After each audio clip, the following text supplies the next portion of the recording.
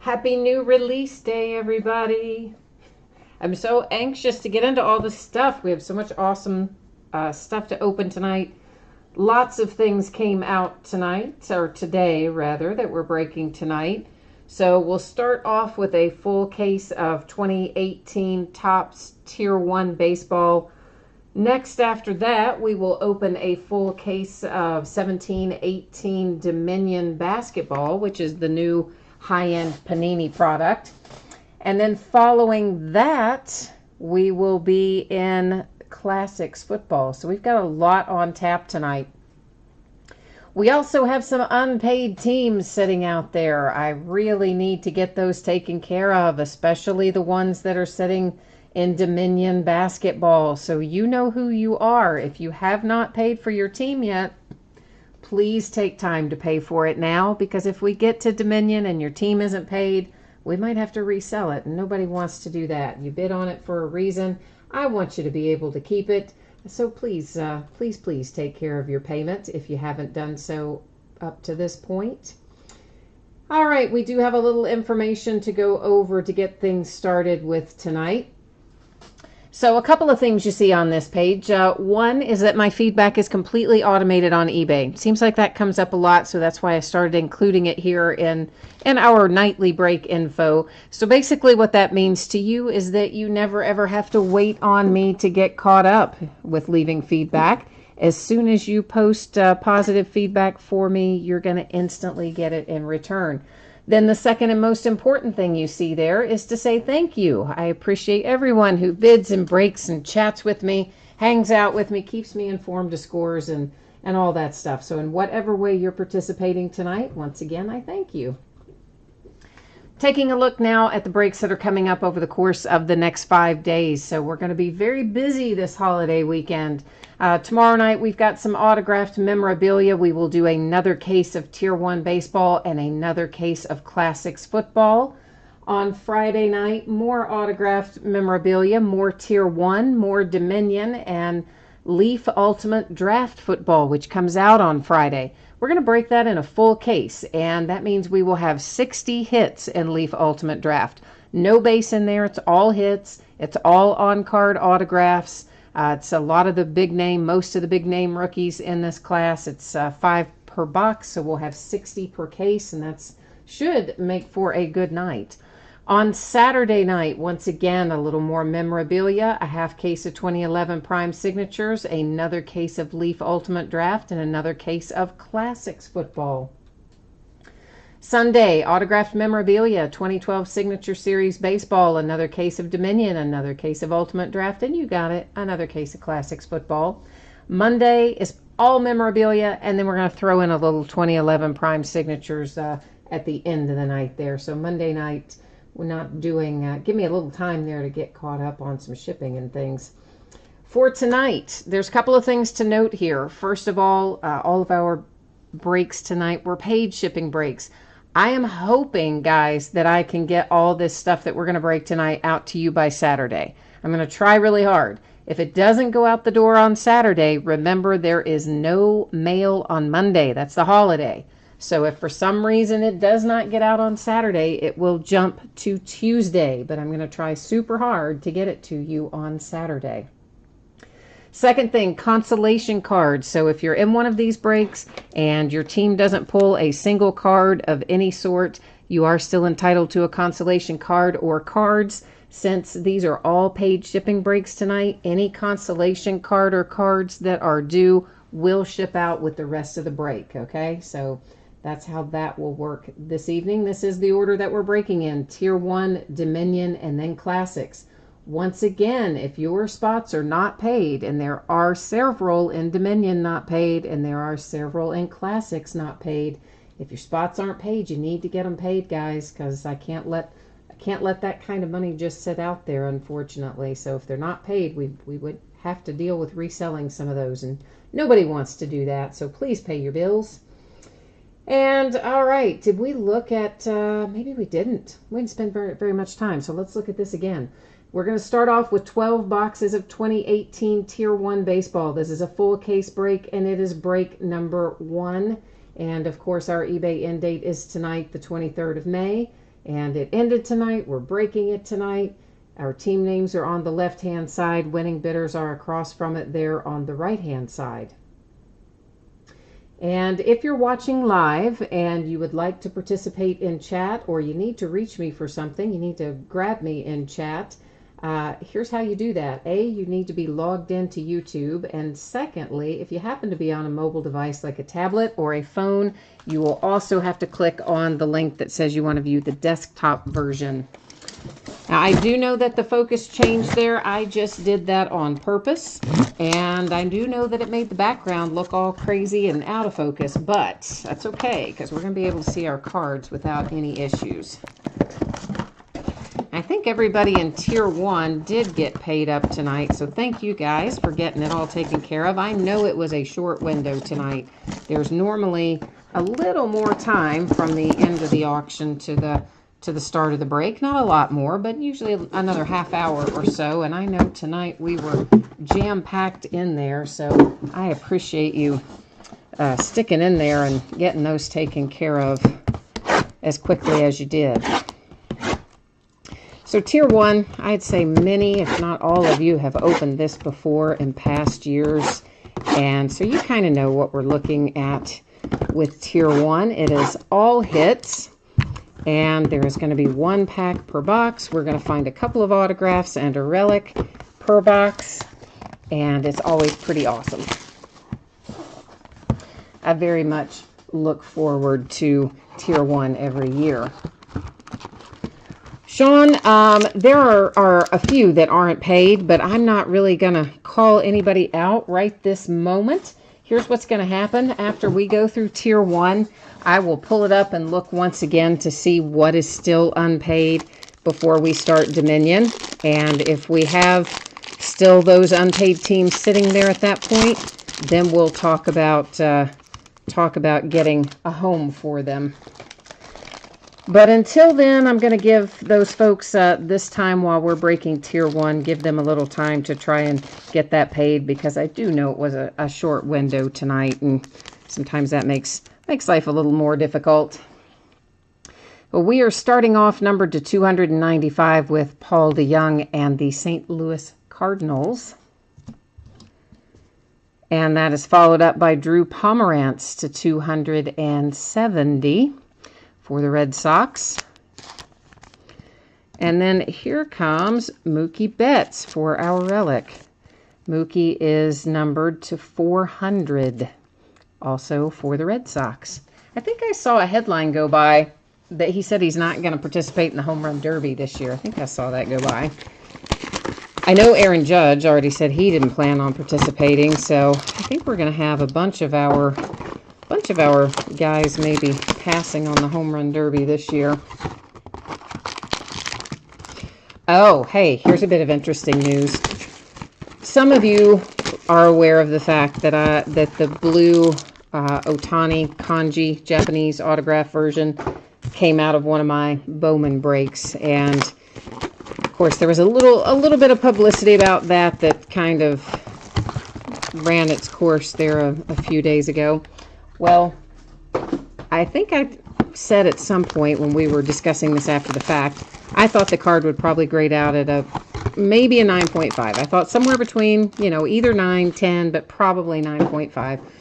And then, of course, the bidder got it. He took it out, inspected it, thought the same thing, thought we're looking about 9.5. So he sent it off, got it graded, just got word today. It has, in fact, come back at a beautiful 9.5. So that's pretty awesome. Yeah, hi Yomi, you probably were not logged in when we started the break tonight, but I did a rundown of the order that things are breaking in. So Tier 1, which is what I'm opening right now, is first. Dominion Basketball is second, and Classics Football is our third break tonight because it has the most cards. Both Dominion and Tier 1 are pretty easy and quick to break, so it makes sense for Classics to come after those two because it's a lot more cards and will take a lot longer to break. So there are usually multiple breaks in a night. That's why the listing description does always say that I'll be opening not only the product that you see there, but other products that end the same night. That's to kind of give everybody a heads up in case you didn't know. It is kind of in there in the description to keep us all on the same pace. But if you are waiting on classics, I would say conservatively you probably have maybe 20 minutes, something like that, 20 to 30 minutes. So you could probably wander off for a bit and come back if you're not interested in looking at what we pull out here with Tier 1 and then Dominion that will follow that. Numbered to 100, Jose Ramirez for the Indians. Numbered to 275, we have Garrett Cooper and the Marlins. Our relic, Ahmed Rosario to 400 for the Mets. Yeah, James, I'm pretty psyched that it came back a 9.5. That makes me happy too. He said he'll actually, I guess, have it back in hand tomorrow. So when he gets it, he's going to send some pictures of it and all that kind of stuff. So I'm excited. It says numbered to 275. There's another Paul DeJong for the Cardinals. A pair of those so far. And then we have Joe Jimenez to 275 for the Detroit Tigers. We've got an extra little hit in this box as well. Numbered to 400, Charlie Blackmon and the Rockies. And here comes our nice bonus hit. Oh yeah, it's a bat knob. And it's not going to fit in that sleeve, is it? So we're going to do something a little different with that. Mark Trumbo, nice little 1 of 1 there with the bat knob coming out for the Orioles. And I think the card is too thick to fit in that sleeve, but I don't want it just hanging out here. So I'll figure out what we're going to do with it in terms of shipping. I'll get it to you safely. You don't need to worry about that. But for now, we're going to put it in that little team bag to keep it all nice and happy and safe with our 1 of 1 Mark Trumbo bat knob for the Orioles.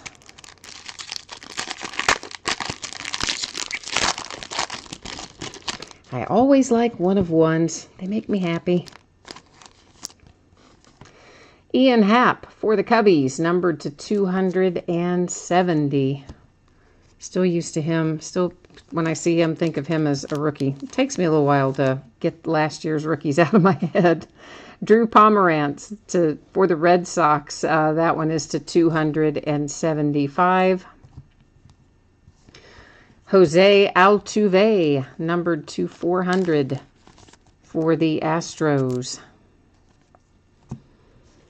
And behind that, hey, Derek Jeter with a nice pinstripe, numbered to 175. Not going to sneeze, nothing to sneeze at there. Got a little bit of imperfection I see down here in the lower left. Actually, all 4 of the corners with some minor kind of chipping on that.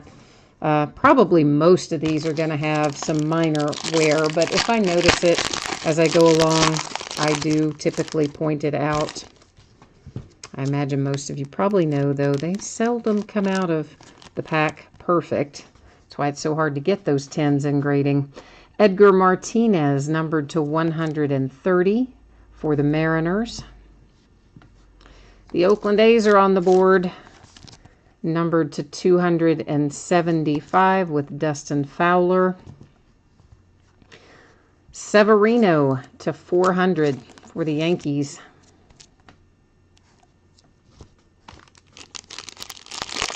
So far, so good, right?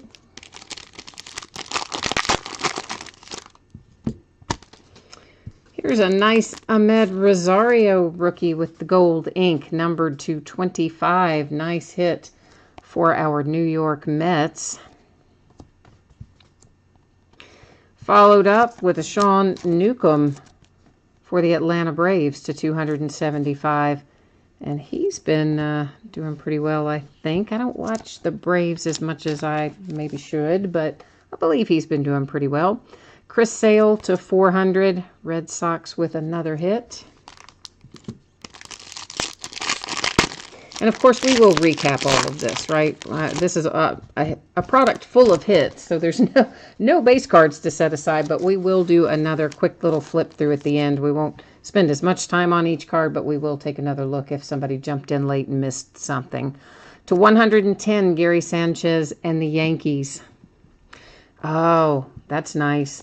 To 25, with, I never say his name right, Galarraga. I'm just trying to mumble it because I know it's wrong. That's also for the Atlanta Braves, and that is a nice little hit as well. Here comes Nolan Arenado to 400 with a piece of the bat for the Colorado Rockies.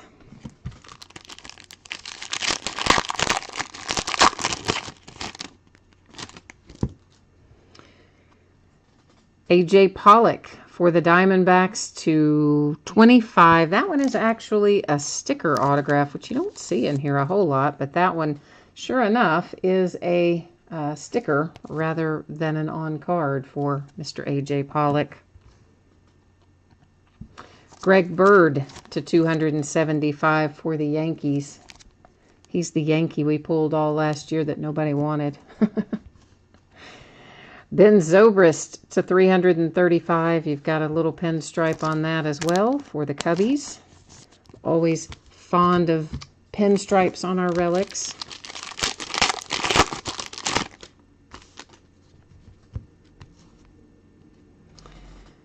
Brett Gardner numbered to numbered to nothing. It's a 1 of 1. So, I mean, it is numbered, but it is another 1 of 1 in this case, but that's a sticker auto too. Like, why would you put a sticker autograph on a 1 of 1 card? That kind of hurts me. But anyway, the Yankees now have a 1 of 1 along with our 1 of 1 for the Baltimore Orioles that came out earlier in the break. Ben Gamel for the Mariners, numbered to 275.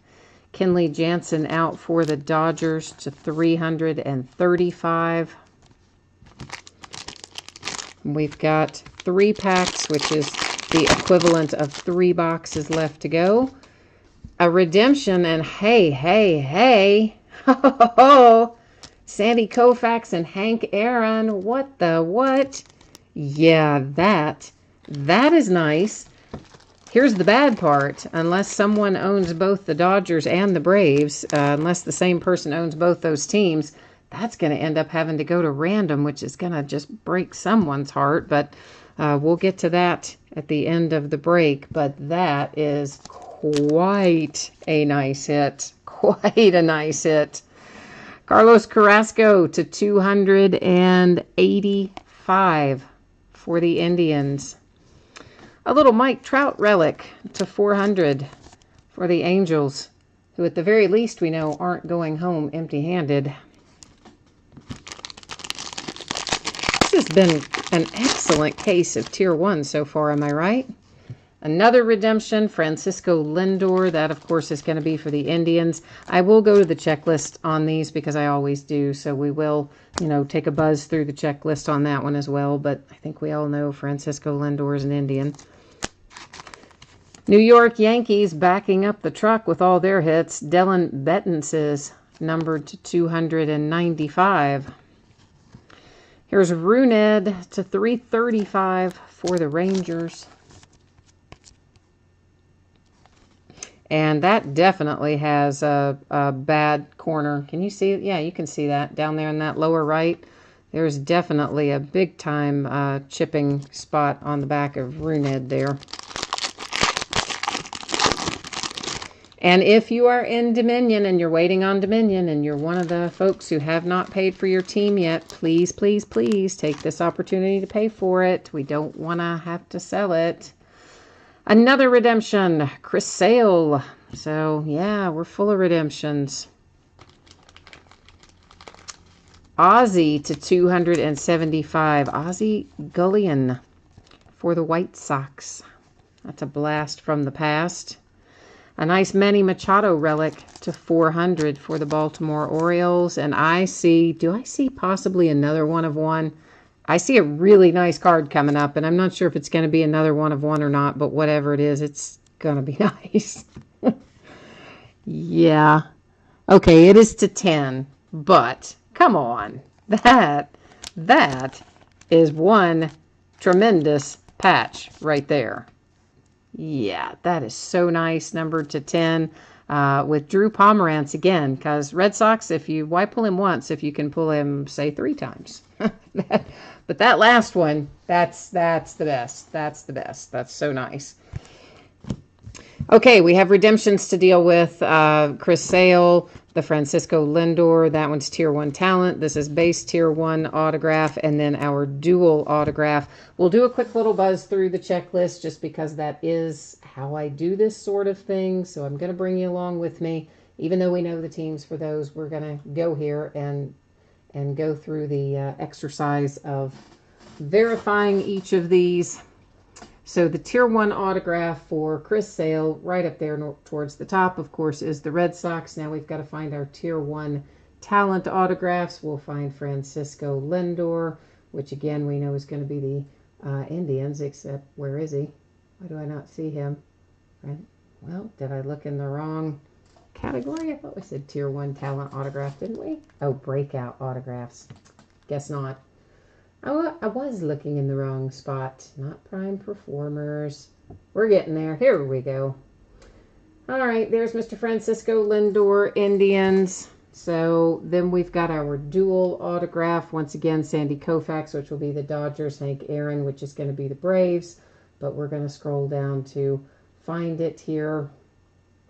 And where is this one? Why do I not see this one? T1 DA KA, where are you? Sandy Koufax for the Dodgers. There it is. Yeah, Hank Aaron for the Braves. Okay, so exactly what we thought on each of those. But now we have verified it and it's a done deal. Next I'm gonna take you back to the checklist with me. We're gonna see if we happen to be lucky enough that the same person owns the Dodgers and the Braves. If they do, obviously they're gonna take that card outright. If they do not, then we're going to have to do the unfortunate thing and use random.org to determine between the two. So, our Dodgers, Groovy Y, our Braves, Jack's Business Solutions. So, in fact, we do have 2 different team owners, so that means we are heading to random.org. Here's what's going to happen. I normally enter things left to right or top to bottom. We don't know what this card looks like, but Sandy Koufax is listed first and Hank Aaron is listed second. So that's how they're going to be typed in. So it's going to go in as Dodgers first, the Braves second. I'm going to hit random 3 times. The first 2 times do not count. It is the third and final random that will determine where that redemption goes. So here's the first one, which you can ignore. Second one, ignore it. Third one, right here we go. There's our 3 times, our date and time stamp, and that is awarded to the Braves. So the Atlanta Braves are going home with this beautiful redemption of Sandy Koufax and Hank Aaron. And give me a second here, and I'm just writing down what we've done. That's on a sleeve, so I didn't write on your actual redemption card. And now we're going to recap everything, and then we'll be rolling into Dominion. So once again, our unpaid Dominion teams, if you haven't paid for it yet, this is kind of getting close to your final call. Dual autograph, Sandy Koufax, Hank Aaron, awarded to the Hank Aaron position of the Braves via random.org. Francisco Lindor for the Indians redemption, and a Chris Sale redemption for the Red Sox. The rest of our hits, we're just going to do a quick little turn through. We've already seen the backs of all of these cards. We're just going to do a quick little look here at the front once again for anyone who might have missed it earlier, or you jumped in late, or whatever the case might be. We'll give you another chance to take a look and tally up for your team. And if you did not pull something in this, remember your consolation card or cards will ship out with the rest of the break. Since this is a paid shipping break, you don't have to wait for it to go with your next package on this one. Mark Trumbo, there's our 1-of-1 bat knob. Very, very nice. And then, of course, we had our second 1-of-1 in this case as well. So 2 1-of-1s, not too shabby. Here is our second 1 of 1, speaking of. So a pair of those. All in all, I'm a fan of this case. I would like to have pulled the Ohtani. I saw somebody in chat there a second said, ooh, that last card's going to be Ohtani. I wish it had been, because that would have put this case right over the edge for sure. But nonetheless, I'm still think we had a nice go of it here. And of course, plenty more to come. Got lots of Tier 1 to open up. We'll open some more this week, and then we'll open still more next week. So we've got lots of Tier 1 to keep us busy for a little while.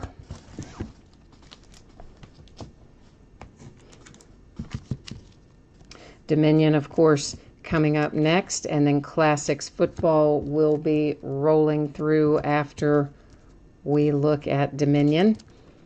Dominion's very similar to Tier 1 in the sense that there are not a lot of cards. It is a 6-box case, and it again is 1 pack per box, and is it what, 6 cards per pack maybe? I've forgotten. I haven't opened any myself yet. Obviously, just came out today, but I think that might be correct.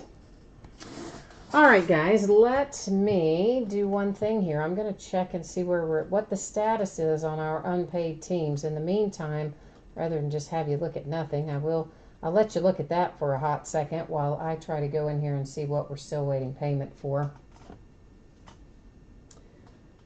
All right, all right, we're clear. Very good. Thanks, everybody. So Dominion is underway without any delays, and I think we've only got a couple setting out in Classics, and both of those folks I know very well, and they both reached out. Well, I know from the fact that they do breaks with me, and they both reached out to me before they bid and let me know that they would be working and it would come in a little bit later, so we are good to rock and roll.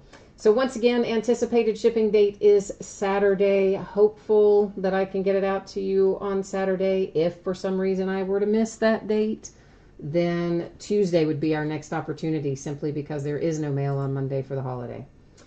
So 6 boxes of 2017-18 Dominion Basketball. This is a full case break. It is break number 1. It just came out today, along with everything else that we're opening tonight, all released today. And of course, we're breaking it the same night, Wednesday the 23rd. Got our team names on the left, winning bidders there across from it on the right-hand side. Thank you, everybody, for getting your payments in. And again, I'm sorry that it was a little bit shorter turnaround than normal this time. I'm really not quite sure why that was. I think it must be a night where I had done scheduled starts, and sometimes they don't always post right when you tell them to post, and I guess that must be what happened, because I wouldn't have been listing them that late. So I don't know, but that's what I think anyway. So Dominion, okay, it is, from the looks of it, everything I've seen up to this point that's come out of boxes, it's a pretty nice series, which it should be, because it's really expensive. Like, it's a super expensive product. But the hits look like they're going to be worth it from everything I've seen so far. And we should have one rookie. I think there's 1 RPA per box, basically. And there are 3 autographs and 1 memorabilia card total in the box, but 1 of each of those should be a rookie.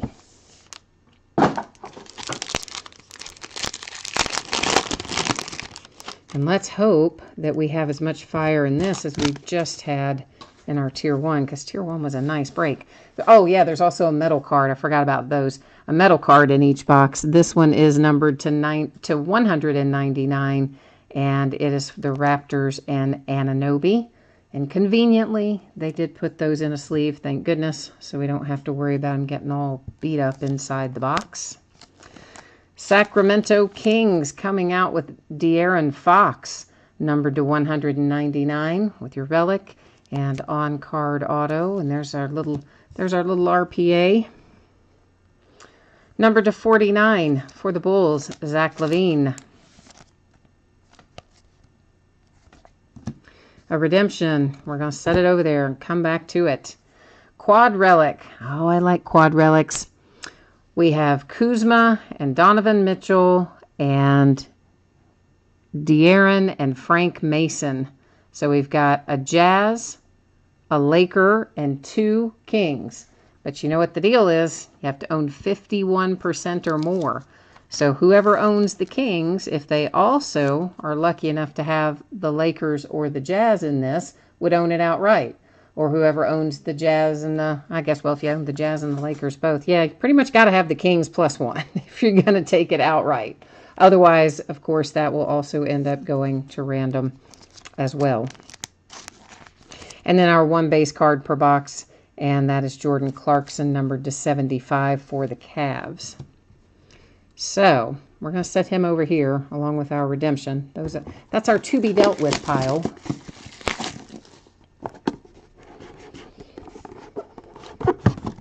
And we'll see how we come out from there. And you know, we've got more new basketball coming out next week. So we're not stopping here with just Dominion this week. Oh no, next Wednesday we have Essentials basketball coming out. Paul Gasol to 75 for the Spurs. Our metal card is Anunoby again, so I hope you like him because you now have a couple of Anunoby metal cards coming your way. And the Kings hit again, Harry Giles to 199, so they got the last RPA, and now they have the RPA out of this box too. So the Kings are cruising right along. We have a dual signature, Malik Monk and Bam Adebayo, both former UK players. That's the connection. One is the Hornets, one is the Heat. And of course, again, that's numbered 4 of 5, so nice low number. Those are sticker autos. You can probably tell that. And that will also be set aside because it may go to random. And hey, we got another dual signature. But this one is numbered to 25, and they come from the same franchise. It's Alvin Adams and Walter Davis, both for the Phoenix Suns. Quad relic here, and we have for the Clippers, DeAndre Jordan. I can hardly read this. Then who is for the Pistons? Andre Drummond. Then we got Boogie for the Pelicans and Clint Capella for the Rockets. So we've got quite a little pile going over here to deal with at random.org, don't we?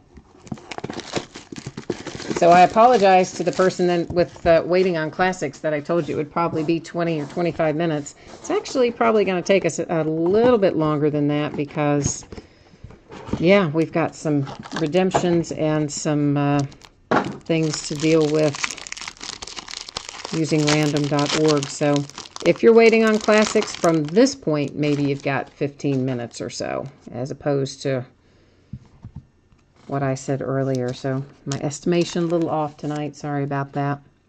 Russell Westbrook to 75 for the Thunder. Hey, finally a different metal card. This one, Caleb Swanigan for the Trailblazers, also numbered to 199. And we have Frank Jackson as our RPA, numbered to 199 for the Pelicans. On-card autograph there.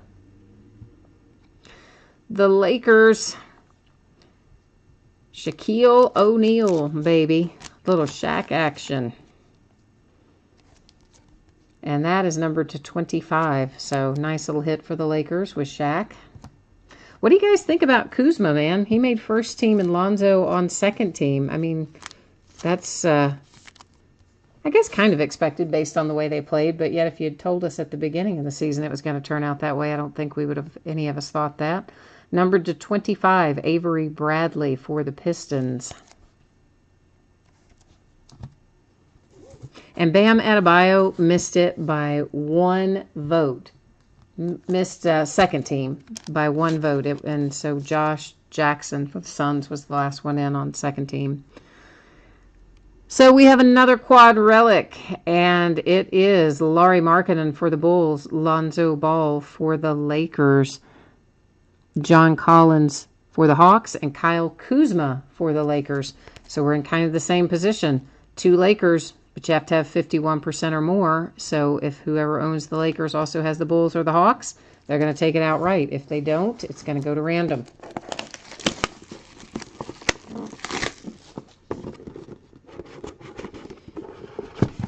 They're sneaky with these quad relics in here, aren't they?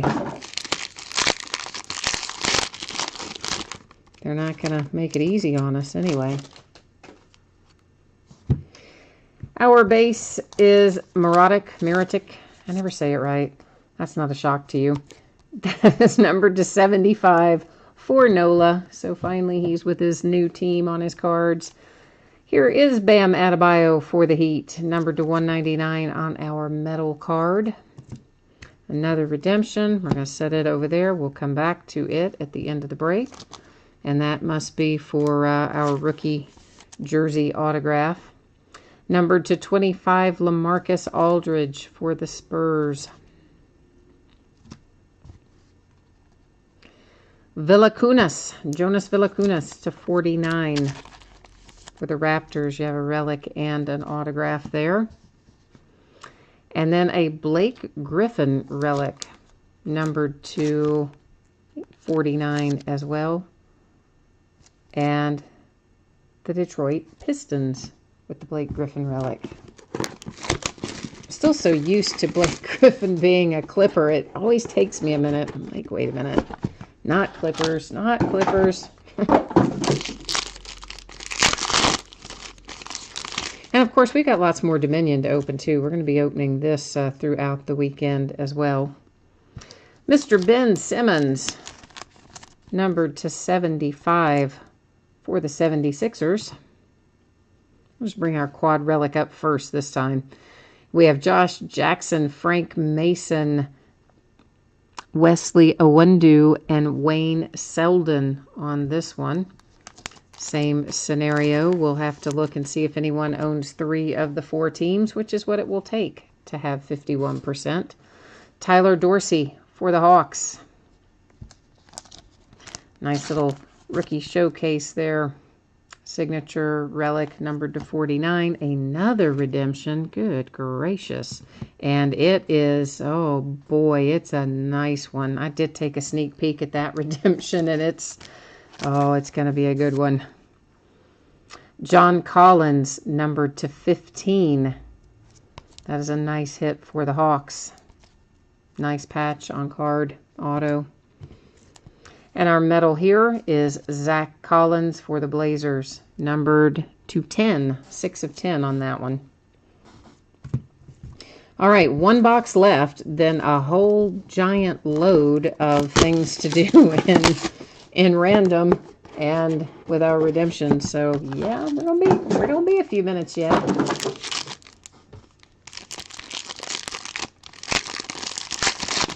That's the part you can't really ever plan for. You know, how many redemptions are there going to be? How many things are going to have to go to random? That's always the wild card in these sort of things. Rajon Rondo to 75 for the Pelicans. The Knicks, Frank Ntilikina to 199, metal card.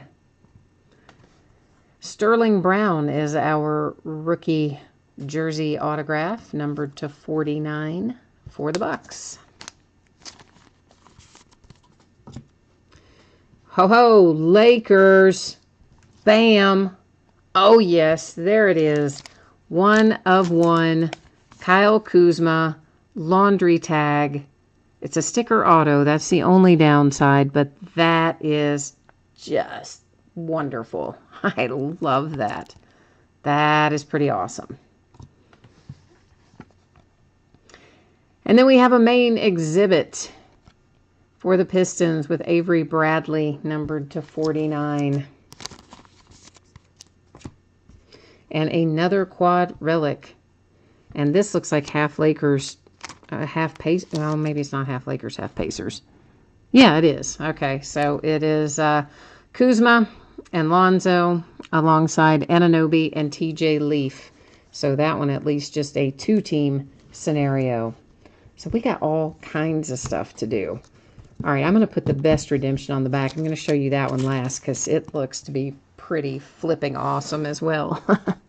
Okay, rookie jersey autographs. Oh my goodness, that is Kyle Kuzma. So Lakers, you were already cleaning up and we just didn't know it. So Lakers, yeah, nice hit. Kuzma 1 of 1 over there with the laundry tag. Another Kuzma sitting there on a redemption. Then we have an Anunoby main exhibit rookie autographs bronze. We will go to the checklist. That, of course, is the Raptors. But we'll go to the checklist to find out what each of those are numbered to as well. And here's the big kahuna. Rookie quad signatures bronze. De'Aaron Fox, Dennis Smith Jr., Donovan Mitchell, and Lonzo Ball. Wow. Yeah, that's what I'm saying. That is nice. All right, so we're going to first buzz over here to our checklist on our good friend Panini's website. I don't guess we need the tops anymore. Let's close that one out and leave us. Make sure I've got you. Yeah, all right. You're with me there. So we're going to first go verify each of these. Then we're going to have to go to random on many of them. And that's going to make somebody really happy, and it's going to make somebody else really sad. So that's always why I hate having to do them. Just because it makes somebody sad. So let's first take a look at our rookie quad signatures bronze. That's our one we're going to pull up and find out what it's numbered to first. Did I just go past it? Wait a minute. Rookie quad signatures bronze. Oh, yes, I did. No, because that didn't say signatures. Okay, here we go. Card number 4. So it's going to be numbered to 10. Ba-boom. And of course, we already knew this, but will be between the Kings and the Mavericks and the Jazz and the Lakers. Next up, we're going to pull up our main exhibit rookie autograph bronze and see what that's numbered to. He autograph bronze for Anunoby. He is card number 30. Raptors to 25. I'm labeling these as I go. That's why you're kind of pausing there for a second. Sorry. And then finally, we'll go into rookie jersey autographs to see what our Kuzma is numbered to. Probably 49, but let's just find out for sure. Rookie jersey autographs. Card number 148, Kyle Kuzma is to, 199. Okay, I don't know why I thought that was going to be lower, but anyway. It doesn't much matter, right? You've already got a one. I mean, it does matter, but you've also already got a 1 of 1 Kuzma, so you're already doing pretty well, Lakers. So that takes care of our redemptions. Now, well, sort of. We still have to do one in random, but let's do this in random first. So this is an easy one. This is the Hornets and the Heat. It's going to be typed in Hornets first, Heat second, because again, the Hornets are on the top of the card. Same format as before when we did this in Tier 1. I will hit random 3 different times. The first 2 times are not going to count. It is only the third and final that's going to count. So Charlotte Hornets right here, Spencer French 8, and then our Miami Heat, Jeffrey Karma 5. So that's who's in it to win it. And let's get our friend Random fired back up and see where this goes.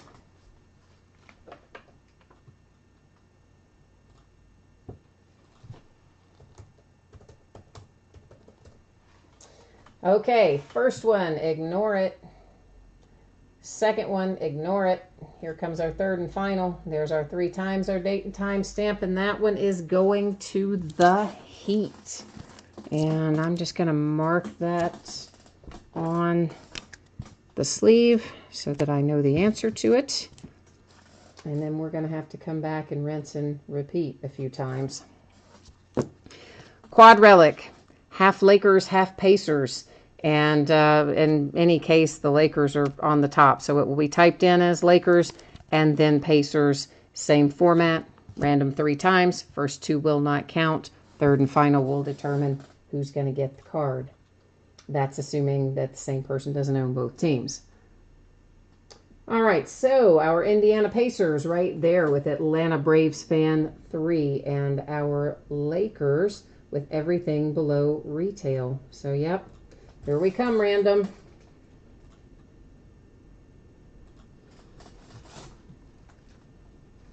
We're going to give random a workout tonight.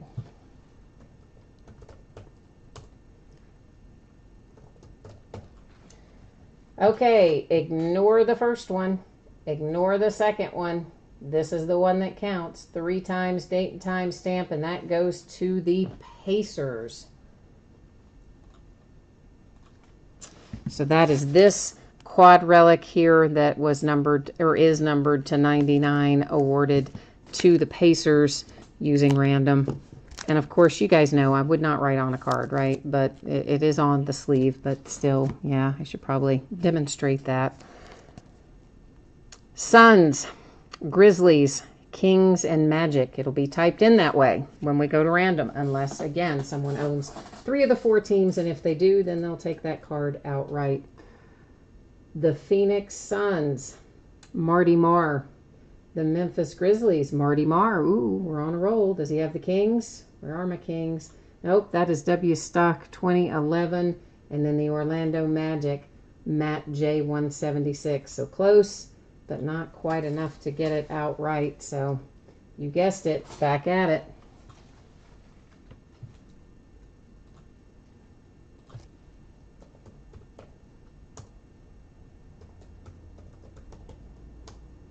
Grizzlies, the Kings, and then the Magic.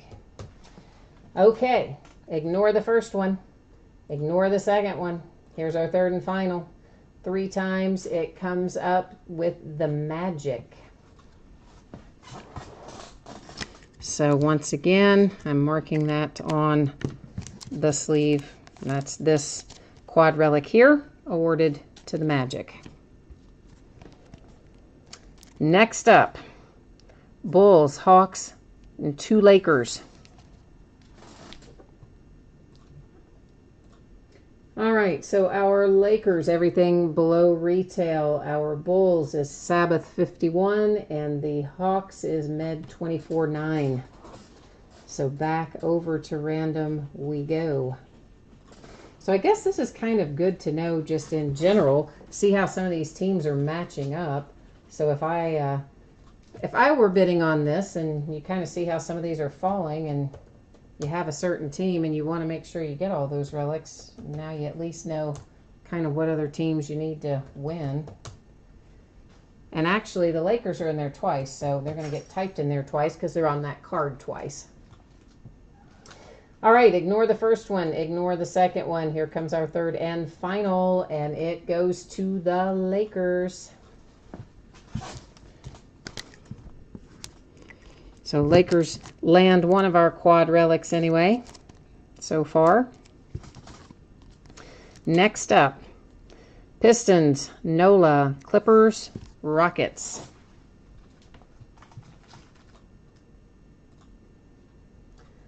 Detroit Pistons is Jeffrey Karma. Our New Orleans Pelicans, Matt J. 176. Our Clippers, Jay Scheisler. And our Rockets, Thrill 57.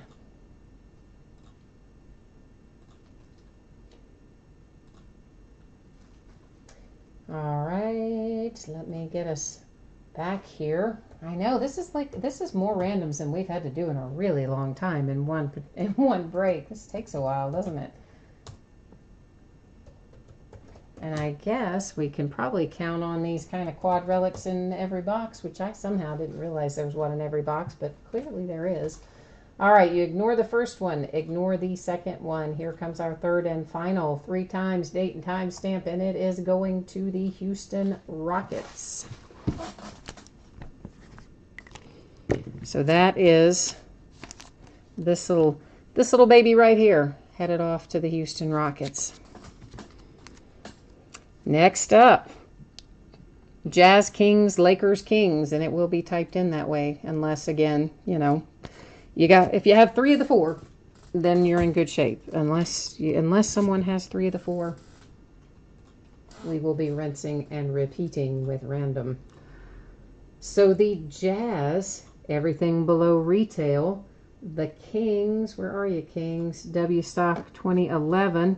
And then the Lakers is everything below retail. All right, so no one with 3 of the 4. Back over here to random. I have to say, I like this product, though. I mean, I like what we pulled out of here tonight for the most part. And it's, I think it's a good-looking group of cards, and there have been good hits in it, so I like it. What do you guys think about it? You like it? All right, so Jazz, Kings, Lakers, Kings. Again, that's the way it would be on the card, or the way it is on the card, so here we go. Ignore the first one, ignore the second one. Here comes our third and final, and that one is also headed to the Lakers. Once again, you can see 3 times our date and time stamp, Lakers on top. Oh, good grief, didn't mean to do that. I accidentally hit the wrong button and got us off in a happy little black screen there, didn't I? Sorry about that. All right, so Lakers taking this quad relic as well. Now, the big kahuna. Yeah, this is the signed quad that will be numbered to 10. So we're just going to use it the way that it is listed on the card. So that would be De'Aaron Fox. So the Kings are going to be typed first, the Mavericks second, the Jazz third, the Lakers fourth, again, unless someone happens to have 3 of the 4. So you know the drill by now. This is the boring part, but yet the necessary part. All right, so our Sacramento Kings, W stock. Our Dallas Mavericks, DJ Colion, something like that. Probably all completely wrong, but you get the idea. Everything below retail has Donovan Mitchell, and everything below retail has Lonzo Ball. So he has 2 of the 4, but it takes 3 of the 4 to own it outright. So once again, here we go. And this is going to be a seriously nice card when this comes back. So I hope whoever gets this when the redemption comes in, I hope you send us a picture of it, because it's going to be a really cool card.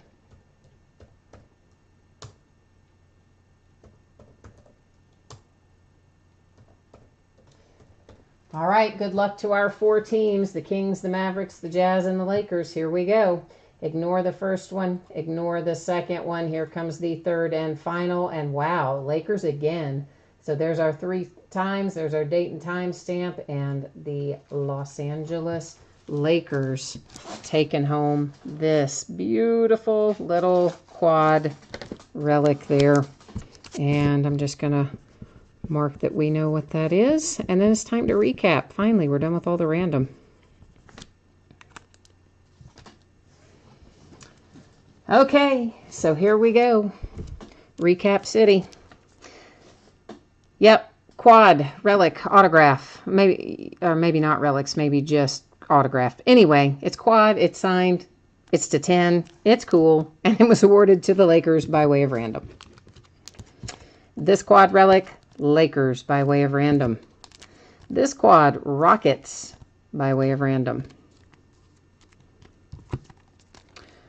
Lakers by way of random. Magic by way of random. Pacers, once again, our friend random.org made that decision. And then the Heat from random.org. Now, let's look at the rest of our stuff. Lakers just absolutely cleaned house tonight, and really at a very reasonable price, by the way. Kyle Kuzma, rookie jersey autographs to $199, redemption for the Lakers. For the Raptors to $25, the redemption for Anunoby. Our metal cards, these are all to $199 with the exception of this one. It is numbered to 10. You can tell it's different, yeah, because it has the yellow sort of background. All the others that have the plain background, numbered to $199. We're not going to look at our base cards again because I don't really think we have to do that necessarily. But we do still have a few more hits to take a look at.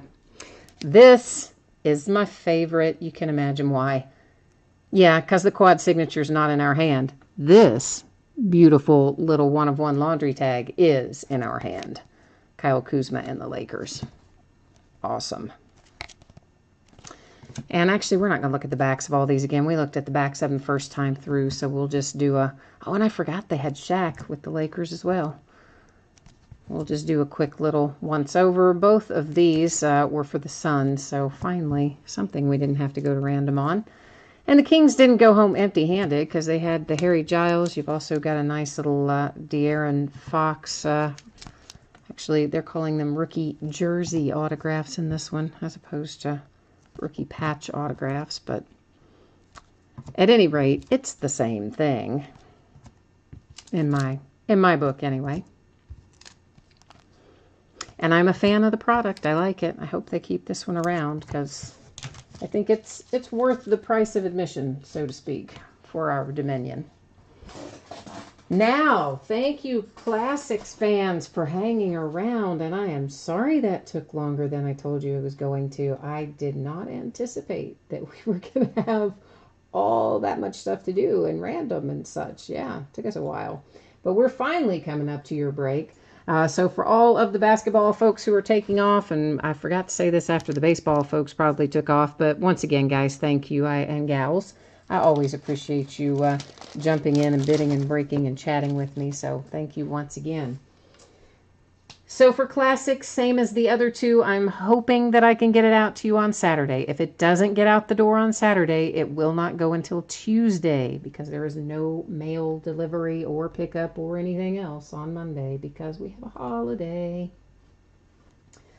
This is 10 boxes of 2018 Classics football. That makes a full inner case. This is break number 1. It just came out today. We're opening it today, Wednesday, the 23rd of May. Teams on the left, winning bidders on the right. We're going to be busting into Classics all weekend long and well into next week and maybe even into the week after that. There's a lot of Classics here. Yeah, I know. It is a lot. It's like, why do I have so much Classics? Well, for one thing, we've got the nice little buyback autographs that are 1 per case, so I'm kind of a fan of those. And this is a big case. We usually find some nice veteran stuff in with our rookie stuff, and it's a very affordable way to pull some good hits out of it. So we're going to be opening up a lot of it, and it's going to be fun. They've reconfigured it a little bit this year, so they've added stickers for one thing. So we're going to have some cool little stickers coming out of some of these. It's still 1 autograph and 1 memorabilia card per box. There will be 1 buyback autograph per case. So we have that to look forward to. And then, of course, you know, the normal stuff with the inserts and the stickers and all that kind of stuff. So... Oh, MJM, I just now looked over and saw your question. For sure we had Pelicans, and we had a Magic, too, I believe, right? Awarded using random, but hopefully you saw that a minute ago when I was doing the recap of Dominion. Hopefully you caught that on there and got to see your cards coming out.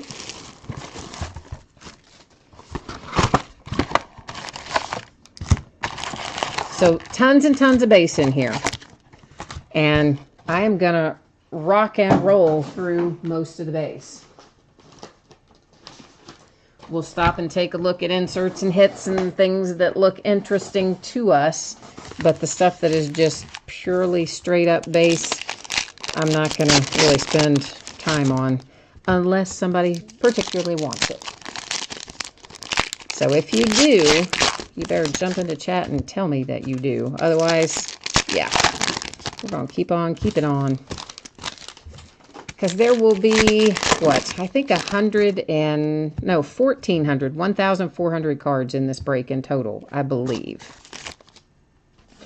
We are going to have a few chrome cards in here. They're calling them Optichrome these days. That's their new terminology. There's one of them. Lamar Jackson, of course, who is a Raven these days. And then High Praise, that's just an insert series that we will find kind of throughout. Our rookies, here's what happens with our rookies. if they were drafted anywhere in the 7 rounds over the 3 days of the NFL official draft, they're going to go the team that drafted them, of course. If they were not drafted, but, oh, we got 2 different teams on that, so classic clashes I'm going to have to make a pile of. We'll figure out what to do with them using random later in the break. So anybody that was not drafted initially, but has subsequently signed a deal with a team and is still on that team, like actually signed the deal and they're there in minicamp, OTAs, whatever, then it will go to that team that they are with as of today's date. Now, there's a couple of examples. One guy in particular, he went, I can't think what his name was. He went to somewhere down to Miami or something, but then he never signed a deal with them. He was only there like a week and then he left and no one else has picked him up. He's an undrafted rookie. I had to look this guy up. He's a Dolphin. I don't know why I couldn't remember that, but I couldn't, so I just looked it up. He's a Dolphin. And that Riley Ferguson, that is exactly who it is. Riley Ferguson. That is the guy who I was just talking about, who wasn't drafted originally. He went down and spent like a week or less than a week with somebody, and then he never signed a deal with them, subsequently left them, and then has not re-signed with anyone else. So he's going to have to sit over there in a pile as well. We're going to deal with him as we go along at the end of the night. Tina, yes, for sure. There are blank back cards in this product. The no-name cards, you can spot those obviously from the front because there's no name on the front of them. And if you are interested in looking at the back of 1,400 cards, I will be happy to do that, but we will do it at the very end of the break after we have done everything else there is to do, and then that way the folks who don't want to hang around and wait on that don't have to be held up. And if you do want to wait around and look at the back of all of them, I will have no problem showing them to you. So there's our relic hit, Jordy Nelson and Aaron Rodgers for the Packers. Now, of course, I will find any of the blank backs when I'm sorting, naturally, and they would go into their sleeves and whatnot. But as far as like doing it right now in real time, no, we'll do it all at the end of the break if you want to do that. James Washington, that is my Pittsburgh Steelers. He is numbered to 199. No, Yomi, Riley Ferguson does not. That's exactly what that's exactly what I just explained. Riley Ferguson went to Tampa Bay. He never signed with the Buccaneers. He was down there less than a week, and he left the team. He is currently an undrafted free agent. He is not associated or affiliated with any team in any way at this point in time. That is numbered to 99 in Bradley Chubb. So that means he is an undrafted rookie, which means he's going into a pile over there in case we find any other undrafted rookies, and they will be awarded using random.org. The only way a rookie is going to a team is if either A, they were drafted by that team, or B, they are currently with that team. Because Riley Ferguson is not with the Tampa Bay Buccaneers. He was down there for a few days, did not sign a deal, and left, and to the best of my knowledge, unless it happened in the last 24 hours, has not signed another deal. So that's where we sit with Riley Ferguson.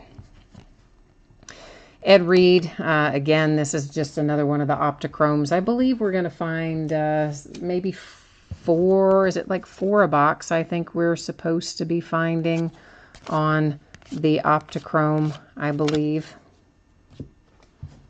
And then, of course, I would just ask you, Tina, when we are at the end of the break, when we've looked through all 1,400 of these cards, just jump there into chat right at the end. I mean, you don't have to do it right now, but at the end, jump in there and let me know that you are still there. And then I will pick up all of our piles and we'll look at the backs of them for you. Okay?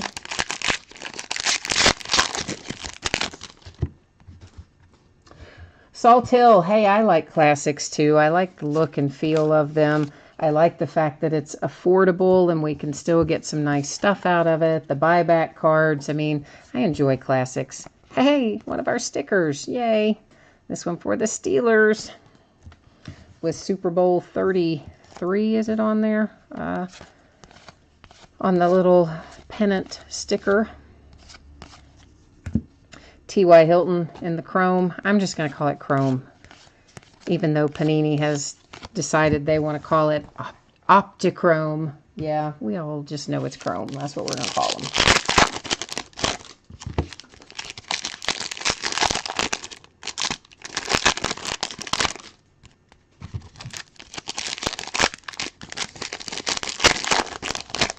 So, of course, we have already found 2 autographs in this box. It's really only supposed to be 1 autograph and 1 memorabilia card per box is what they tell us we're going to have. But we actually have found 2, and we're still on our first box, aren't we? Or are we on our second box? I've already lost my mind. Maybe we are on our second box, but I didn't think so. Maybe, though. Numbered to 99 for the Browns, Josh Gordon. Yeah, I didn't think we had hot boxes in classics. I don't ever remember having them, other than sometimes, you know, the buyback signature, which we know is somewhere in here because those are 1 per case, but I don't know. Could be. And there's a little Super Bowl pennant sticker for the Broncos. I like the stickers. I know, I'm kind of a goober, a geek, whatever you want to call it. Probably no one's used either one of those words in about 100 years, but well, whatever. Classics is kind of a throwback anyway. May as well use a little throwback verbiage. And that, of course, was a chrome Keenan Allen for the Chargers. And Hunter Henry, guys, did you all hear about that? Hunter Henry, just seeing the Chargers reminded me, tore his ACL. He's out for the year. I was super disappointed to hear that. Of course, he was a 2016 rookie. Had an okay year last year, I think. But now going to be out for this entire year.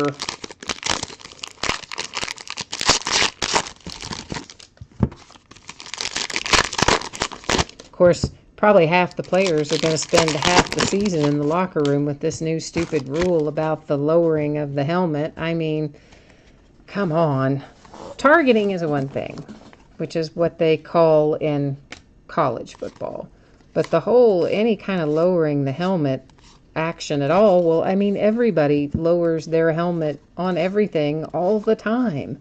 So it's just going to be a giant parade of people getting suspended, I think. I mean, it's awful. I don't know. I don't see how that rule is going to work out. But anyway. Of course, that coming out of the NFL owners meeting along with the new national anthem policy, which is if you're on the sideline, you have to stand for the anthem, but you don't have to go out onto the sideline. You can stay in the locker room if you choose. So that's the official new anthem deal with the NFL. And then, of course, what's his head? Tepper ended up being approved by the Carolina Panthers, which I guess we all knew that was coming. He's a minority owner of the Steelers already, and now he's the full-on owner of the Panthers. I think I read that his net worth is something like $11 billion with a B, $11 billion. So, yeah, I guess, you know, I guess he can afford to pay the, what did he pay? He paid like $2 billion or something for the Panthers, didn't he? It was like some kind of stupid, I don't know what. Some kind of horrible amount of money.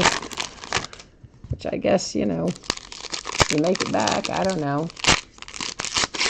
Oh, right. The kickoff rule. Yeah, I mean, you know what? They come up with just some of the dumbest stuff. I didn't even understand half of what they wrote for the kickoff rule now. I mean, they've reconfigured about how many people can be on which side of the ball and how many feet you can be away from the ball. And, oh, my good I mean, I don't even know how anybody's going to keep track of that. It's a hot mess. But they better fix the catch rule. That's the one I care about. Leonard Fournette, 250, a little relic for the Jacksonville Jaguars. Because that was really the worst thing. This whole, is it a catch, is it not a catch thing. I mean, use some common sense, refs. If it looks like a catch to your naked eye and you have to watch a replay like magnified by 1,050 times to decide it's not, then you probably should have just ruled it a catch. Chuck Foreman for the Minnesota Vikings. That is an award winner's autograph. That is on card too for the Vikes. So, they always come up with some weird stuff when they have those owners' meetings. I need to watch whatever animation then that you have watched, Sawtail, because I got so confused about what those changes are. So I need to see whatever animation that you saw that explained it to you, because I still don't half get it. Well, yes, I agree, though, too, Tina. They should not... Obviously, they should be protecting these guys from concussions with everything that we know about it. And of course, a lot of the rules that they make are to aid in that. Not to aid in getting concussions, to aid in not getting concussions. But use some common sense on some of that stuff. You know, I just don't know how much the change in the kickoff rule really... I mean, how many concussions do we really have from the kickoff rule? Like, not that many, I don't think. Numbered to 25, Josh Adams and... Oh, brother. I'm going to have to look up Josh Adams. I have most of these guys written out over here. Oh, he was also undrafted, but he's probably signed with somebody in the meantime. So I will look up on NFL.com and see who he's signed with. Which, by the way, that's how you can tell if someone is signed with a team or not, usually. NFL.com will tell you on some of these guys that were not drafted but have subsequently made a deal.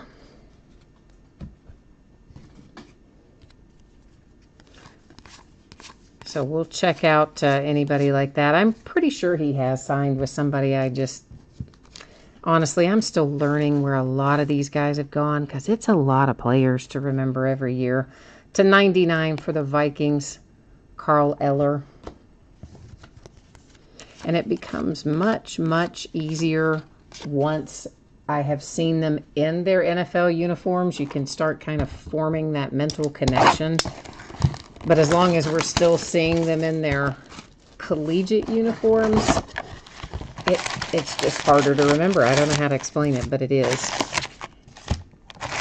There's a lot of them. And some of them flip around as well this time of year. They go somewhere and get cut and then go try out somewhere else, and so on and so forth.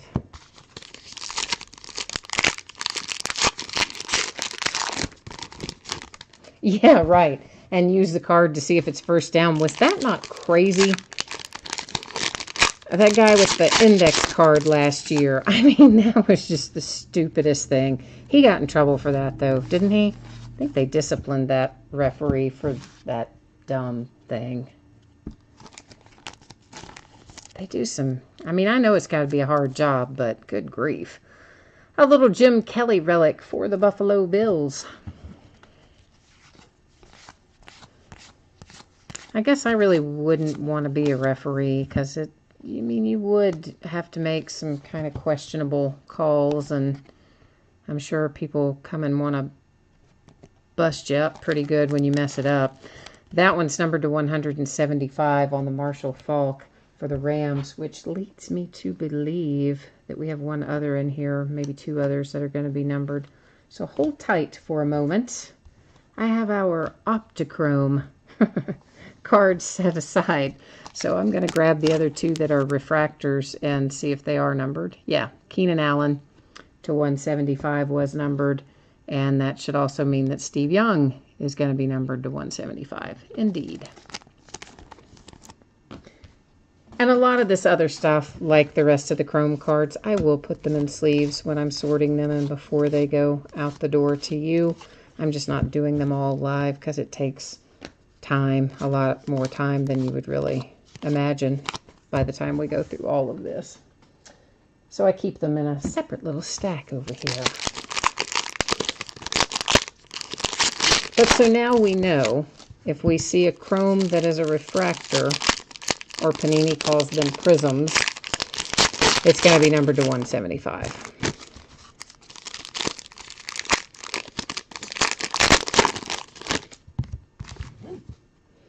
And so I'm kind of excited to watch Hard Knocks this year too. And I don't usually watch Hard Knocks, but since it is the Browns, and you know Baker Mayfield is, you don't really want to say he's a dumpster fire because it's not to that degree, but let's just say he has caused some controversy with his on-field actions in college.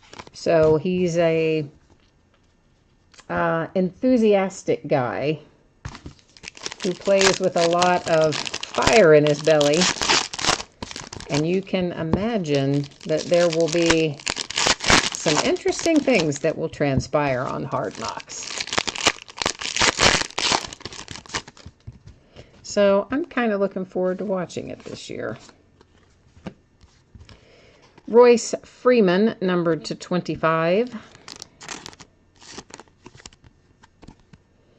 Our man Royce.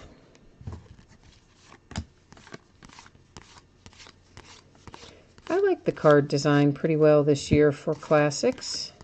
I actually think I like it better than last year's card design, if you really want to get right down to it. Davin Bellamy. And I definitely do not know where he went. Numbered to 49. Let's see if I have him on my list or not. I'm guessing I probably don't. No, I don't. So I'm going to have to... He will be looked up as well. So we're going to stack him over here too. And I'll check all that stuff out at the end of the break. So those of you who are interested in that sort of thing, you can hang out and we'll look it all up at the end. And those who have a bedtime, if it's a school night or a work night or whatever, then you'll just be able to see the hits come out, and then you can go catch your Z's and not have to hang around and watch all the rest of that.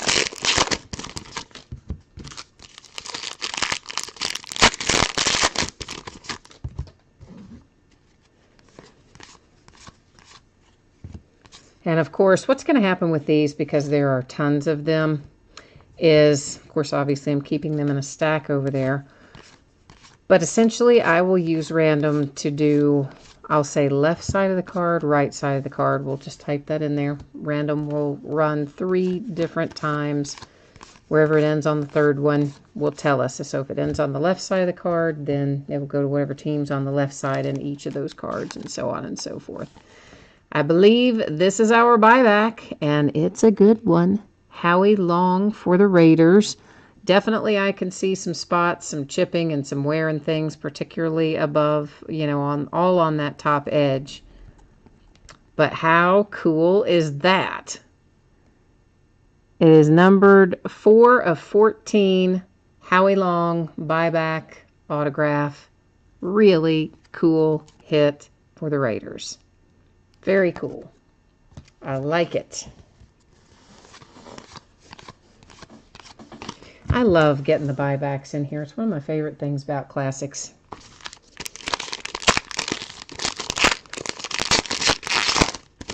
And it's also one of the reasons I open these by the full case instead of the half case or something like.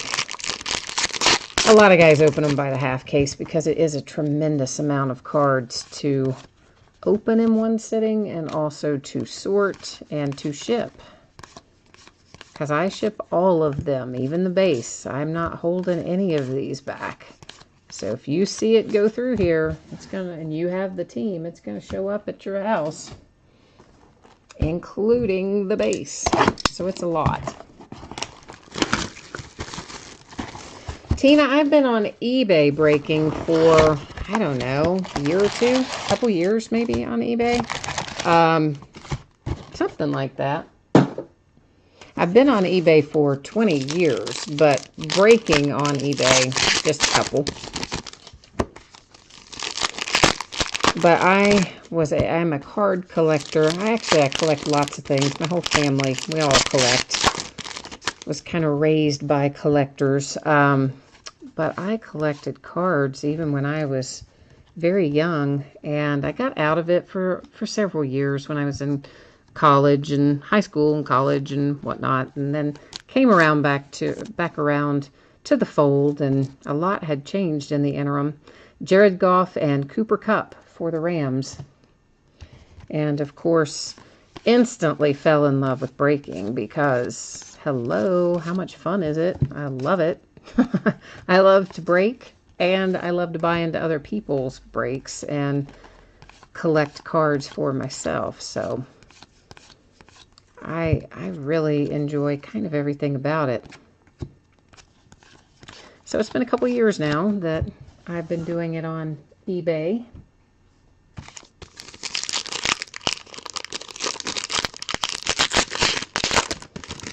Oh, you break on other sites too? Yeah, there's lots of places that do it. I mean, I don't really prefer the main place where people do it, Breakers TV. I just don't, I don't know. I don't prefer it. I hate paying the fees that I pay to eBay because they're quite substantial.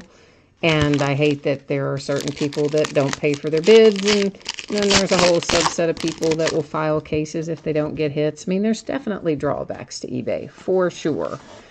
But I just somehow, I don't know, I don't love the platform at Breakers, and I know many people do sell over there and deal with it that way, but I don't know. I guess I'm just a creature of habit, if you will, and I've been on eBay in many capacities for a long time.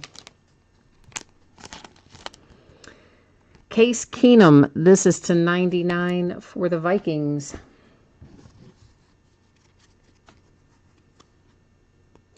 Oh, Salthill, you like getting the base. All right.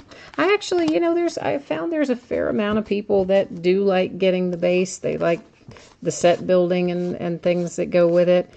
It for sure is a more challenging endeavor when there's this many cards in a break and you've got to sort and ship them all. But that's just the way I've always done it. And it's very, very rare for me to not ship the base. And if there's ever an instance where I don't, of course I state it in the listing description, but I mean 99.5% of the time, I'm going to ship you the base. And that's the reason, too, why sometimes it takes me a little longer to get my stuff out. You know, all these people that are like, oh, they're shipping it the next day and stuff. Well, all right, you're not sorting 1,400 cards. You're sorting, you know, just the 3 hits per box. Numbered to 65. That is Kurt Benkert. And where did old Kurt get drafted? I know he's on my list. Where'd you go, Kurt Benkert? He was maybe originally undrafted, but he's gone somewhere since.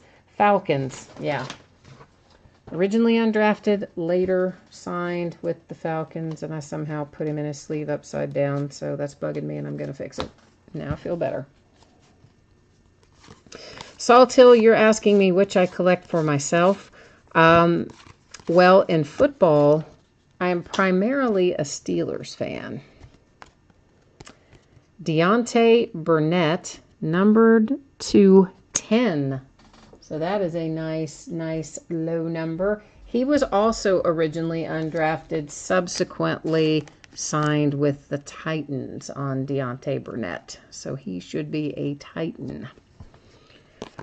So I say primarily a Steelers fan because I also follow any of our UK players. I graduated from UK, and any of our UK players who play in the NFL, I like to keep up with them and I want them to do well. So whatever teams they're on, I also have a little rooting interest in. Ronnie Harrison to 99. So this is another box with multiple autographs in it. I like that plan. He is a Jaguar, I believe. And of course, I do verify all of our rookies before they're shipped out. So if I say I believe somebody is such and such, and in fact he is not such and such, I will know that before it goes out the door, of course. And I left this little Oilers sticker sitting there for a reason. That's because Houston Oilers, that franchise, became the Tennessee Oilers, became the Tennessee Titans. And you see there on the back, it even says Titans. How handy. Most of the time it doesn't. Most of the time it'll just show the Oilers. And there are some people who think that the Houston Oilers are the same as the Houston Texans, but they aren't. And cards will always stay with their franchise. So if a franchise has been renamed or relocated, the card follows along with it.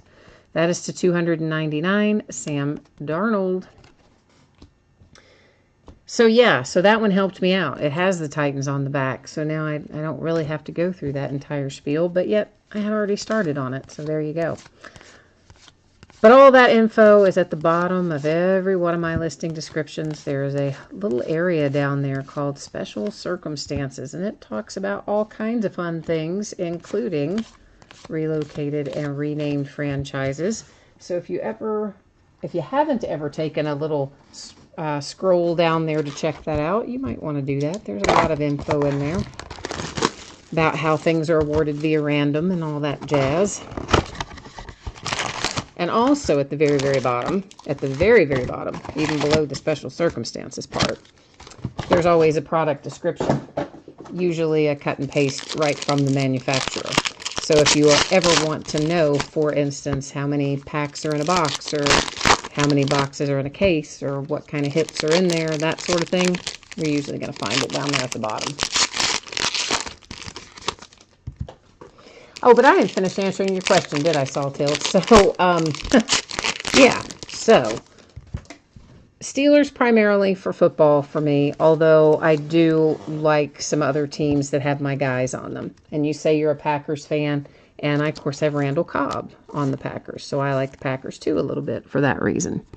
Numbered to 299, there is Billy Price. I think Billy Price is a Bengal. I think he was drafted by the Bengals, but definitely that's one I would have to double check to tell you for sure, but I think he's a Bengal.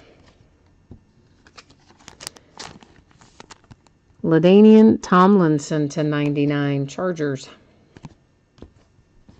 And then in basketball, I'm all over the map in basketball. And you can imagine kind of why, right? Yep, you got it. I follow my UK guys, and they are everywhere. We're on so many different teams that I kind of have to root for like a zillion people in basketball. I like a lot of different teams in basketball. Now look at that. That went in upside down too. I think it's just because the back is printed in the opposite direction of the front. Bo Scarborough to 99, Dallas Cowboys, I believe. And then, of course, in baseball, Cincinnati Reds. Which it is hard to be a Reds fan. So you can give me grief about it if you want to. There cannot be, can't be anything I haven't heard before. My Reds been terrible for a long time. It's been a long time. Oh, it was Tina that said you were a Packers fan. I read that a minute ago and thought it was Salt Hill. Sorry, it's Tina. Yeah, Tina, I like Randall Cobb, so I like your Packers for that reason.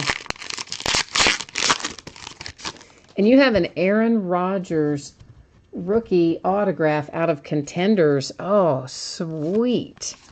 That is worth some dinero, Tina. That is nice. Nice, nice. Bradley Chubb, numbered 210. Bradley Chubb is a Bronco. There's Bradley and there's Nick. Bradley is the defensive player. Nick is the offensive player. And Bradley is a Bronco. Nick is what? Nick's a bingo, maybe. Julio Jones and Matt Ryan for the Falcons. That were a little dual combo relic.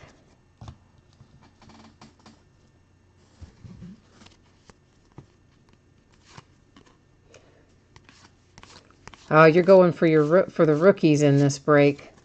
Yeah, for sure. I'd say most of our early products, that's going to be the appeal for the majority of people. They're interested more in the rookies than the veteran stuff, and really any of the early products probably. Oh, you're a Cubs fan. I know, I'm a little bit late in reading some of the chat, and that's because obviously I'm multitasking here, guys. I'm breaking the cards too, so sometimes it takes me a minute to look over there and see it. But yeah, I don't mind the Cubs. I like Chris Bryant and some of your players there, and goodness knows I have to root for somebody besides just the Reds, because whew, yeah, we stink up the joint these days. LaDainian again to 299. But yeah, I can't really jump off the wagon for my Reds. So even though we've been very dreadful for a very long time, you know, I've been a Reds fan since I was a kid. That again, a family thing. Isaiah Crowell to 299 for the Browns.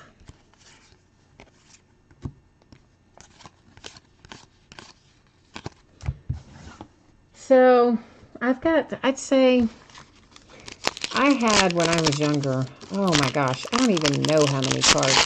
So many, mostly baseball. I mean, thousands of them.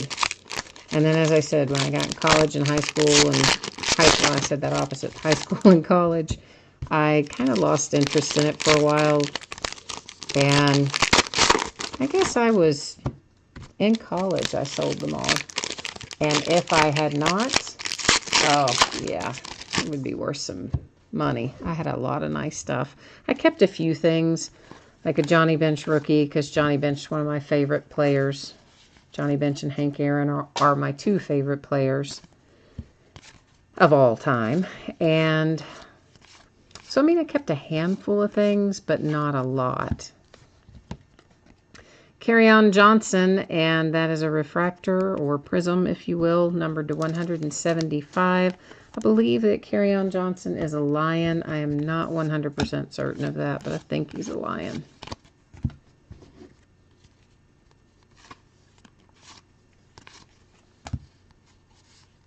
Oh, you have a AAA ball club in your city for the Cubs. That's nice. I've got single A here, the Legends, but they're not really all that exciting.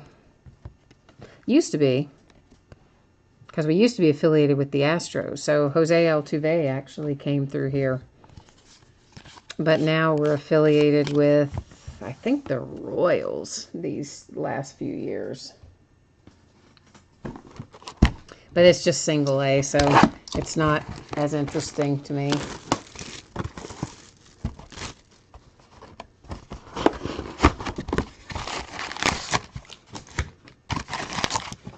Oh, Chris Bryant played there for over a year. That is cool.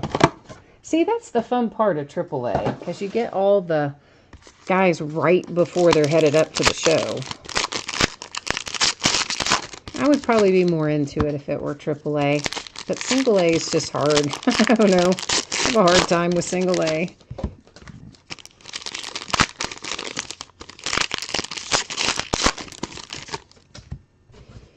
Yeah, I like college football too. I'm with you on that. I like college basketball a lot too. Numbered to 5. That's a really low number, Kirk Cousins. 4 of 5 for the Redskins, though. And, hey, there's your no name, Tina, that we're looking for right there. On Kirk Cousins Optichrome 2/5. Actually, I probably watch more college basketball than I watch pro basketball. Football-wise, It's probably about even. How much college versus what I watch pro. Maybe a little more pro than college football, but definitely more college than pro basketball. I love college basketball. The NCAA tournament's like my favorite time of year.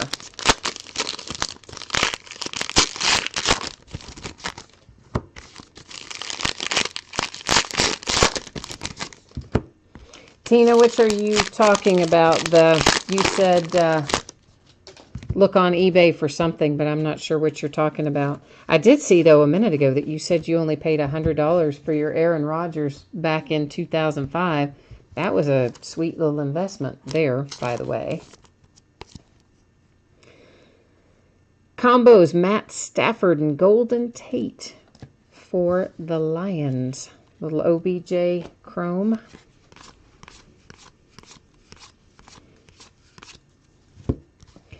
Dante Pettis. Dante is numbered to 99. And, oh, Dante Pettis, who are you, buddy?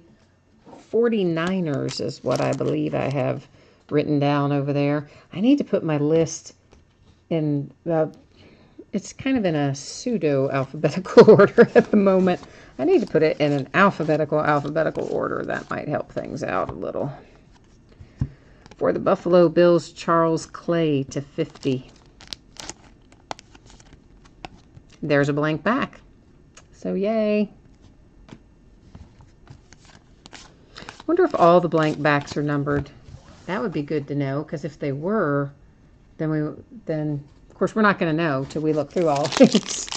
But when we get done at the end of the break and we look at the backs of all these, if none of the others are blank backs besides the one that's numbered, that would be good to know. Then we would know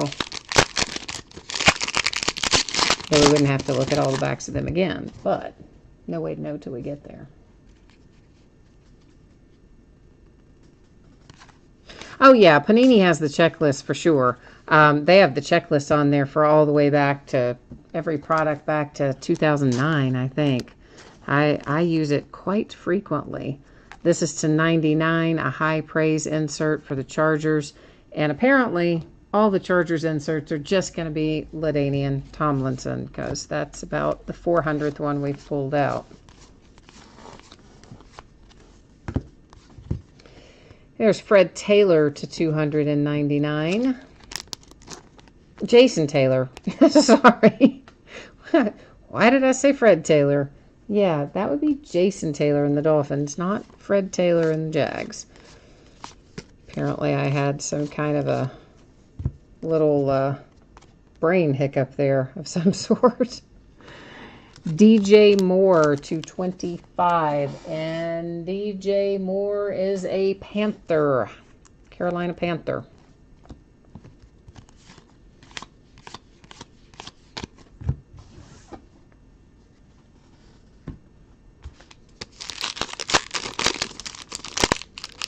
Oh, Saltil, the no name was the Kirk Cousins that is the Chrome numbered to 5. It was number 4 or 5. He's with the Redskins on that card, and it was the no name on the front. The blank back was numbered to 50, and we'll see it again when we recap, and I cannot remember who it was off the top of my head. It was right before Jason Taylor, but it was the one that was numbered to 50.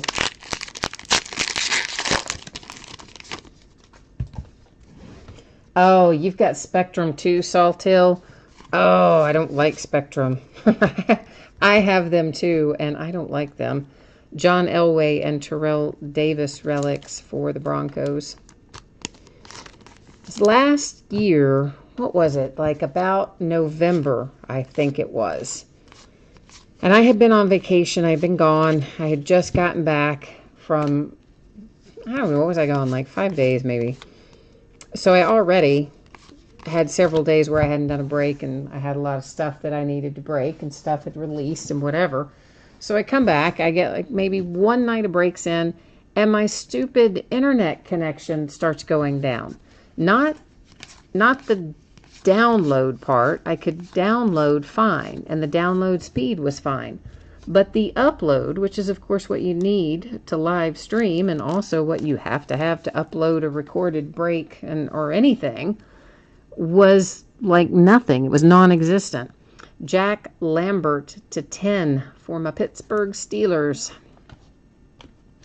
And they could not get it fixed. And they had to keep coming out here, and they couldn't get it fixed. They're trying to tell me it's in my head. I'm like, it is not in my head. You can run a test. You can see that the download is fine. The upload is non-existent. Numbered to 299, Christopher Herndon, rookie. So, yeah. Then they got real nasty with me because I would keep calling because I'm like, you have to get this fixed. I do this every night and I can't not do this. I can't do it. If my internet doesn't work, you've got to fix it. So then they get really nasty with me and said if I kept calling them, they were going to start charging me for trips out. I'm like, well, I am going to keep calling you until you fix it, and you just try to charge me for it. Anyway, it turned into a whole big thing. Took them, they came out, laid new lines, said that would fix it, that didn't fix it. Came out, did something else, said that would fix it, that didn't fix it. Took them about a week. And ultimately what they did was had to bring in a whole other crew, a crew of people from an entirely other state to come in and track down the problem and fix it. And, oh, I was so mad, though. They were so nasty about it all. And I pay them for the highest speed internet that they have. So I pay them quite a nice little sum of money for the internet. Not to mention all the other things you pay them for. And then they couldn't even get it to work. So I hate Spectrum. Canton Collection swatches for the Redskins with John Riggins. But we're about to have some kind of competition. And I forgot what the name of it's called. But it's some new service that's building out, but they just haven't reached my area yet. To 299, that's Jarvis Landry for the Dolphins. But when they do reach my area, yeah, I'll be getting rid of Spectrum because I don't like them.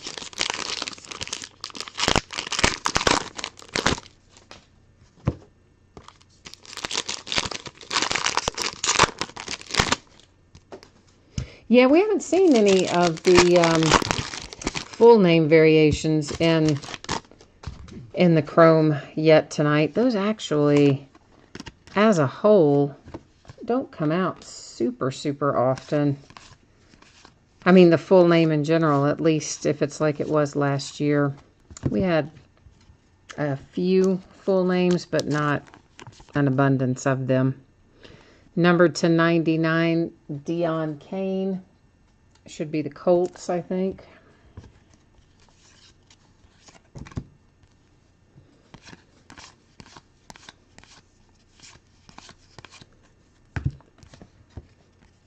This is numbered to 10. And, oh boy, that's the guy I can't pronounce either one of his names. So I just kind of look at him and say, yeah, there he is. There he is to 10. Because I'm really bad with pronouncing names incorrectly. Even when I know what they are, or I've heard them before, I do not know that guy's name.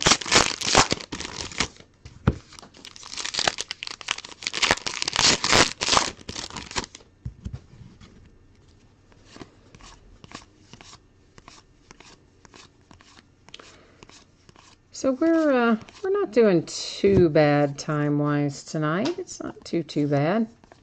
Marshawn Lattimore, we saw that sticker earlier too, I think. So if you've got the Saints, you've got one that you can keep and one that you can stick on something.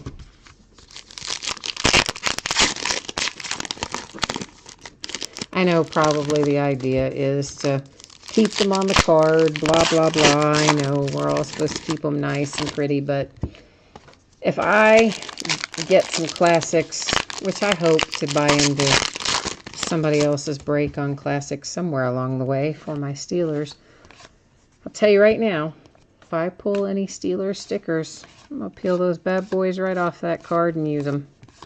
Yes, I am.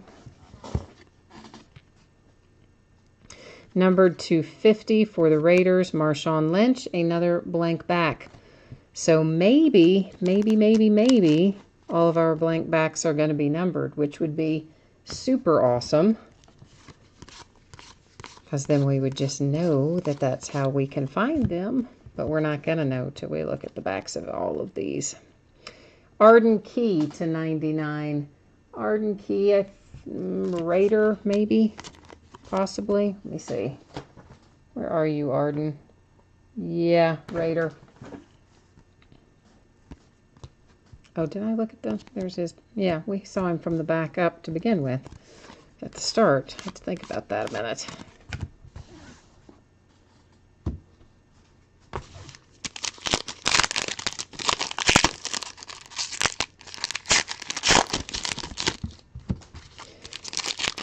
And of course, if you like classics, yeah, we got a lot more of this to break. We're going to be busting through it for a while, but especially over this holiday weekend. Just about every night. I think maybe 1 or 2 nights I'm not doing it, but most nights I am. James Washington. Yeah, my Pittsburgh Steelers. Refractor to 175.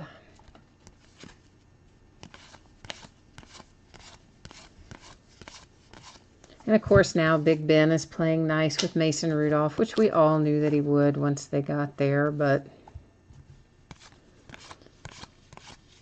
hopefully that's gonna die down now, all that business of Ben and Mason going back and forth.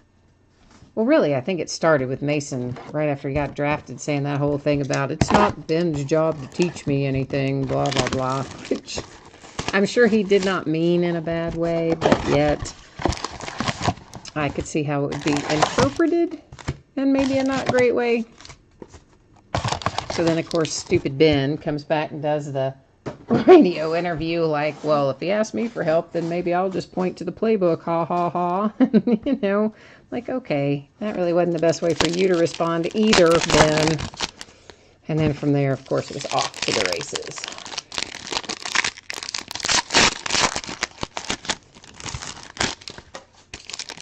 Yeah, Raiders have pulled. Of course, the Raiders had that nice buyback card earlier. So that was pretty cool for them. And then just had the blank back and then just had the Arden Key. So it probably does seem like they've got a lot. Well, there's a full name for you with David Jerome Johnson and the Cardinals. And it is a pretty little 1 of 1. So how about that? And Cardinals bought in tonight super inexpensively. I was really surprised because, by the way, Josh Rosen burning it up by all accounts, absolutely tearing it up. So the Cardinals just picked themselves up a very nice 1 of 1 full name for David Johnson. So did we pull 1 of 1s out of everything tonight? Yeah, we did.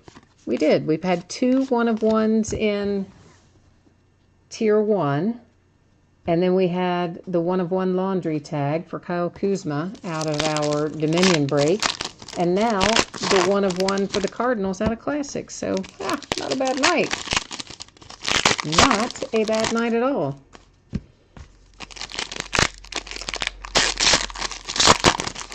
Seems like it goes like that sometimes. I've definitely had other nights where every product we've opened has had a 1 of 1 in it. So I like it when that happens. It makes me happy.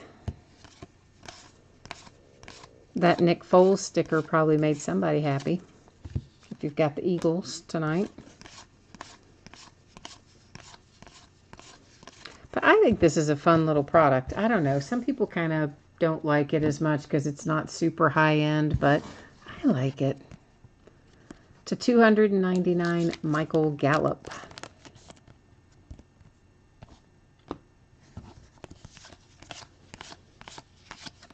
I think it's well worth the money. Yeah, you're right. Tier 1 does often have one-of-one hits because there aren't, of course, it's nothing but hits in the product. There's no base. And usually the hits are pretty good. And there are a lot of one-of-ones in there. But it's not every day that you pull one-of-ones out of Classics. And Dominion, I don't know. It's too new to tell. I mean, obviously, we had the one tonight, but until I open a few more cases, I don't know if that's going to be a typical thing with them or not. Andy Dalton, numbered to 25. We just pulled a nice little Andy Dalton on-card silhouette auto out of 2011 Prime Signatures over the weekend. Or, I'm sorry, 2011 Crown Royal over the weekend. I'm so used to opening 11 Prime. I said the wrong thing. To 299, Alvin Kamara and the Saints. Yeah, you're absolutely right. It is a similar kind of situation to Heritage. The card stock is different. The Heritage card stock feels exactly like the card stock that they had in the 70s. This is different than that, but it's still a throwback kind of deal. 49ers with a nice Carlos Hyde signature numbered to 65. So we have an active veteran player signature coming out to go along with our mini rookies and our buyback.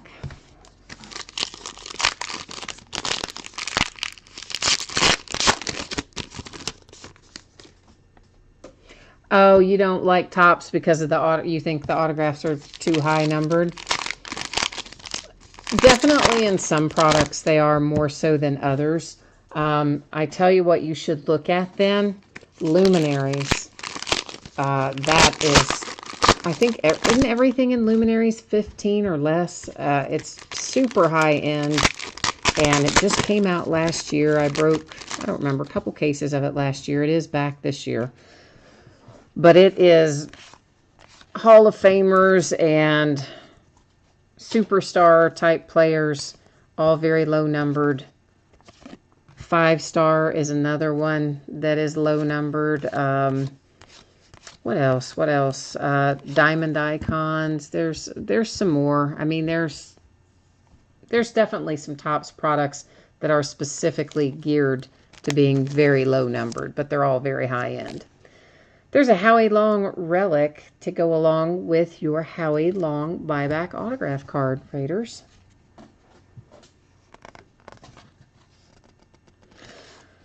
So yeah, you just have to kind of look for it in the Topps, know what you're looking for and check it out. But Luminaries is definitely one you would like, and I think you would like 5 stars. And I mean, there's a handful of them that you would enjoy.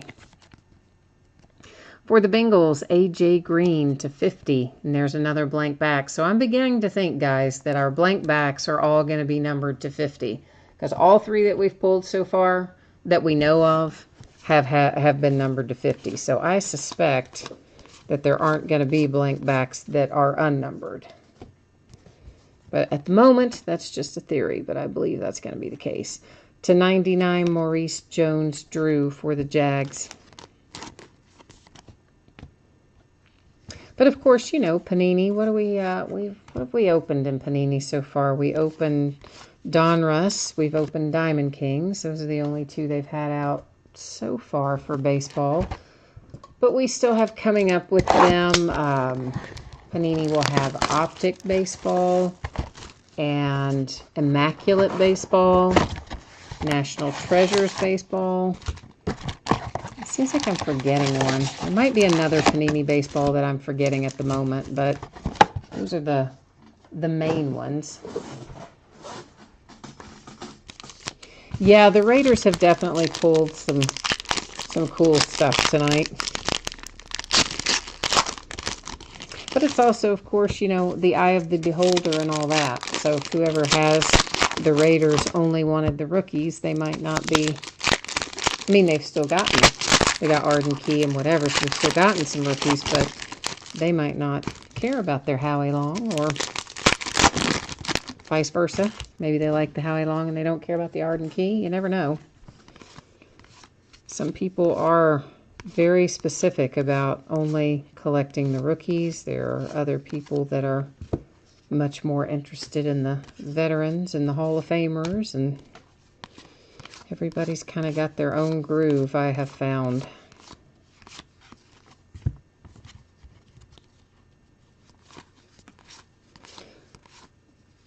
Okay, so there we know then. Good. So then maybe we don't need to necessarily look through all 1,400 cards then. If we know that the blank backs are all going to be numbered, then that should help us out. To 299, John Kelly. And you're saying they are numbered to 50 in paper, and the blank back chrome are numbered to 35. Yeah, obviously anything that's a hit, I always show the back of it anyway. And that is because there have been times in the past where when you look on the back, you find something crazy. Like someone has signed them and stacked them on top of one another when the ink is still wet. So you find ink on the back, or some kind of damage or something that you don't notice from the front. So anytime it's a numbered card or a hit, I always show the front and the back at the time that we pull it anyway. But it is good to know that, in fact, all of our blank backs are going to be numbered, which means we will have flipped them as we go. Troy Aikman and the Cowboys relic.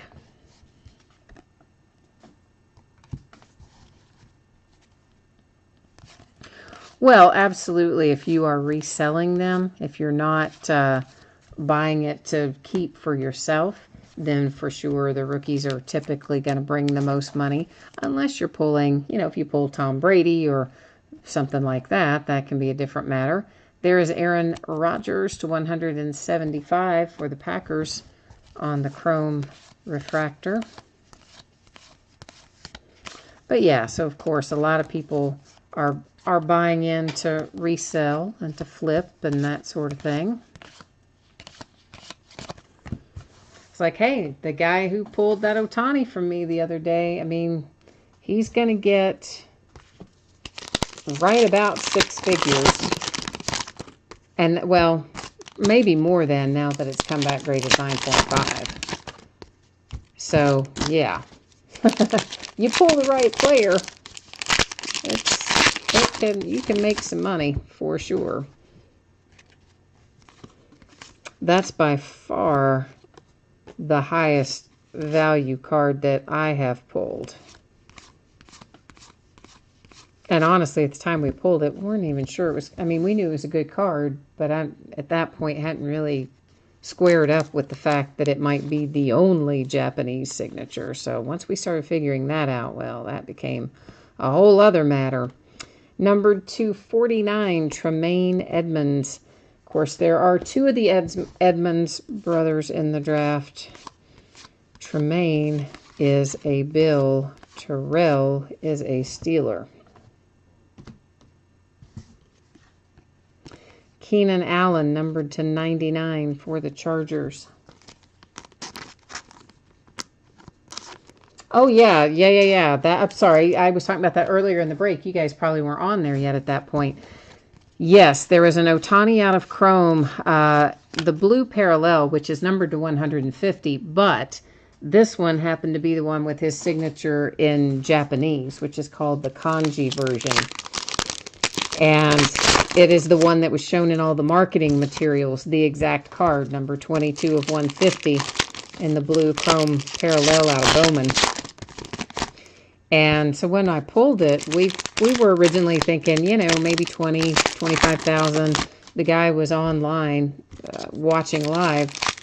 We pulled it really early in the break too, so I couldn't like freak out over it or whatever because I still had most of the jumbo half case to open. So, but he was looking it up and he's like, I can't find any other Japanese signatures. I don't know if there are any more. And so then we started thinking, maybe this is worth a little more, but still didn't really know. Then did some research corresponding back and forth with him, we were starting to figure out that it was a pretty special card. And so I overnighted it to him and waited for him to get it in his hands before I publicized it. Obviously, people who were watching the break knew it and that sort of thing, but I didn't do anything else with it till he had it in his hands. Then I tweeted out a picture of it, sent it over to Topps and to Bowman and to, I don't remember, maybe one other place, basically just trying to find out if it was in fact the only Japanese signature in there. Because obviously the blue chrome are numbered to 150, but all the others are signed with the American version of his signature. So they never answered me, but some other people picked up on it and started getting retweeted, and then it got back to Beckett. So the guy at Beckett that writes over there, Ryan Cracknell, Ryan then DM'd me and wanted to talk to me about the card. So of course I did, and he got in touch with Topps, and they still wouldn't tell him even if it was the only one in there signed in Japanese. They just said that it was a very, very small number. So we're like, okay, it could be numbered to 1, it could be numbered to 10, you know, we don't know how many there are. But I strongly suspect that it is the only one that is signed in Japanese. So, of course, then it starts blowing up. So then everybody's contacting me, wanting me to put them in touch with the owner, you know, the guy who had the team in the break. And so originally I was passing it all along, and then we started realizing, okay, some of these people are offering like $5,000 and $7,000, and then there are other people offering $60,000 and $70,000. So I started doing a little vetting at that point, and then just started passing along the offers that were substantial, that I knew would be competitive. But that was for the raw card, and he was still kind of thinking he was going to send it off and get it graded, but he hadn't done it yet. So then I got a message from him today that they have told him it graded out at 9.5, which is exactly what he and I both said. We thought it would probably end up being 9.5, and it did grade out at 9.5. And so he's going to send me pictures of it, and then I'll probably send it back over to Ryan and some of those guys and try again to see if Topps would be nice enough to let us know. But anyway, so yeah, so technically it is numbered to 150. However, we think it is the only one signed in Japanese. So even though it's technically numbered to 150, it's really more of a one-of-one kind of deal. So that's why it's commanding the attention that it is in terms of people interested in buying it. And now that it's graded out so highly, it may even sell for more. But I think it's probably the second most desirable card in the set behind the Superfractor. And as far as I know, unless it's happened in the last couple days, the Superfractor hasn't been pulled yet. This numbered card I accidentally passed a second ago. It's Charlie Taylor. I caught the edge of the number shining as I was putting it aside over there.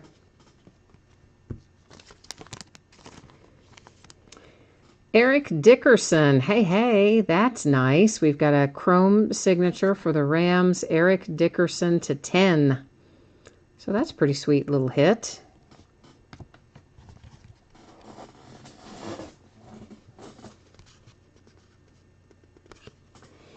Yeah, that's, as you say, definitely a needle in a haystack. I mean, that's like a once-in-a-lifetime kind of pull. Definitely the guy who got it, he's like, oh, this is definitely once-in-a-lifetime for him. It probably will be for me, too. It's a pretty special card. That is numbered to 25, and it's Howie Long again. So the Raiders are loading up on Howie Long. Yeah, Salt Hill, exactly. That's exactly what I'm saying. If it is, in fact, the only kanji auto, it for sure is second to only the Superfractor. Numbered to 99, Arden Key again, speaking of the Raiders. So there is a high level of interest in it.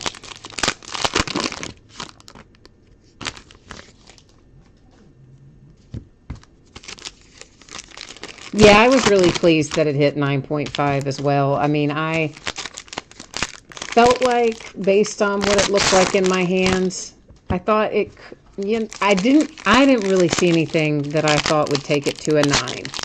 But they, of course, grade with a much closer eye than I look at something. So I thought, worst case scenario, it's a 9. Absolute best case scenario, it's a 10. So I just kind of obviously landed in the middle and said, I really think it'll probably end up a 9.5. And I didn't really say that at the time, Deshaun Watson and the Texans. But when I was conversing with him back and forth, I said, that's kind of what I'm feeling. But let me know what you think when you get it in your hands. So he got it and examined it, and he's, yeah, I think it's definitely going to be a 9.5. And sure enough, Ben Kurt to $2.99. That's where we ended up. So, oh, if it had graded a 10, my goodness, I mean, he could have just retired if the thing had graded a 10, but even so, pretty nice hit for the guy.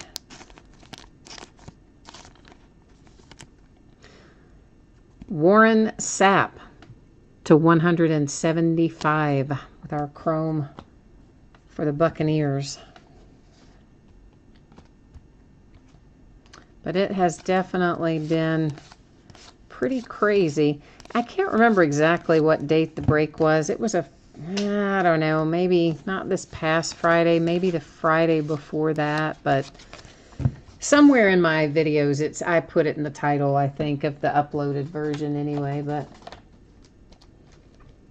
yeah, I don't know if he's going to sell it privately or not. As I said, he's working with a couple of guys that have made him very strong offers. One in particular, he's definitely considering selling it to them outright, but also, since it's come back graded as well as it has, also considering doing something else with it. So I'm not really sure exactly which direction he's going to go, but yeah, it was pretty crazy. It was one of the first hits, if not the first hit, that we pulled out of that box. And I really didn't even, like, obviously I knew it was Ohtani and whatever, but it didn't entirely register with me that, like, I saw that it was the Japanese signature, but it, as I say, it didn't occur to me right away that it might be the only one. It really didn't even occur to me during the break. We started thinking along those lines part of the way through, but didn't entirely know. And also, I was trying not to just flip out and go nuts over it because I had a whole bunch of cards left open. So there was that. All right, we have got a big honkin' pile of stuff to do here. So bear with me for a hot second. And I cannot, I will not be able to see chat here for a minute because I've got to use the iPad to look some of this up, which is how I do, how I read chat. So give me a hot second. I'm looking up Davin Bellamy right now to see if I can make any determination about where he might be.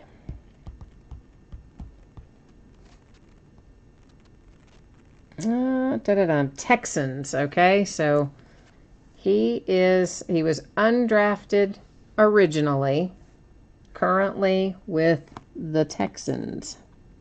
So that answers that. That brings us next to Josh Adams, who I believe was a similar situation, but we're going to look that up too. Josh Adams, hang on, I'm typing. Josh Adams is the Eagles. So maybe he was drafted. I don't know if he was drafted or not. But anyway, he's an Eagle. So there's 2 down. And then here's our friend Riley Ferguson. And I just looked up Riley Ferguson yesterday. So I don't really think this has changed. But I'll double check it. The deal with Riley Ferguson, he was undrafted. He did go down to, I said Miami earlier, but I think it actually was Tampa Bay. So he went down to Tampa Bay, but he never actually signed down there. He went down there, he stayed for like a week, but never signed, left, and is with nobody right now, as far as I know. So let me pull him up here on NFL.com and see if anything has changed. No, it doesn't look like it. So he is undrafted. So we're going to use random.org to award this. So here's the other part that's going to go with this. If there are other undrafted rookies, which may be over here in these base cards, they will also go along with our friend Riley here. So basically, undrafted rookie cards, including this hit, are all going to be awarded using random. That's what we're going to do right now. So hold tight there for a minute, kids. I'm going to bring you along with me while we do this. And basically, it's pretty simple. I'm just copying each team from our spreadsheet. We're going to buzz over here back to random that we've used quite a lot tonight. And I'll scroll up and down so that you can see that all 32 of our teams were pasted in there. I'm going to hit random just a single time. Whatever team comes up on the top, which is the Jets. So the Jets are getting Riley Ferguson here, as well as, whoops, I hit the table, sorry, as well as any undrafted rookies that I may find in our base cards. Okay, so Jets are definitely getting undrafted Riley, along with any other undrafted rookies that surface out of the base or numbered or whatever's over there. If they're undrafted, they're going to go to the Jets along with Riley. All right, we already did these two, so they're done. Now we have this. There's a giant stack of cards here. And they have two different teams on them. I'm going to type in left side of the card, right side of the card. And we're going to let random tell us which side of the card is going to be sent out. And I'll explain that better in a minute. I know that didn't make sense. but it will. Just stick with me for a minute. It's going to make sense. So left and then right. And this time we'll hit random 3 different times because, you know, not very many items in there. So first one, ignore it. Second one, ignore it. Third and final, here we go. Comes up to the right-hand side of the card. Let me put one of these in a sleeve so that I can write on it. And then I'll show you what I mean. So basically, this one will go to the Dolphins, this one to the Broncos, the Saints, the 49ers, the Cowboys, so on and so forth. So it's going to be, on every one of these cards, it will be the team that is on the right-hand side is how that card is going to be sorted and sent. Because there is pretty much no way that we're going to sit and do each one of these individually. So that's how that's going to work. All right. So that's all of those.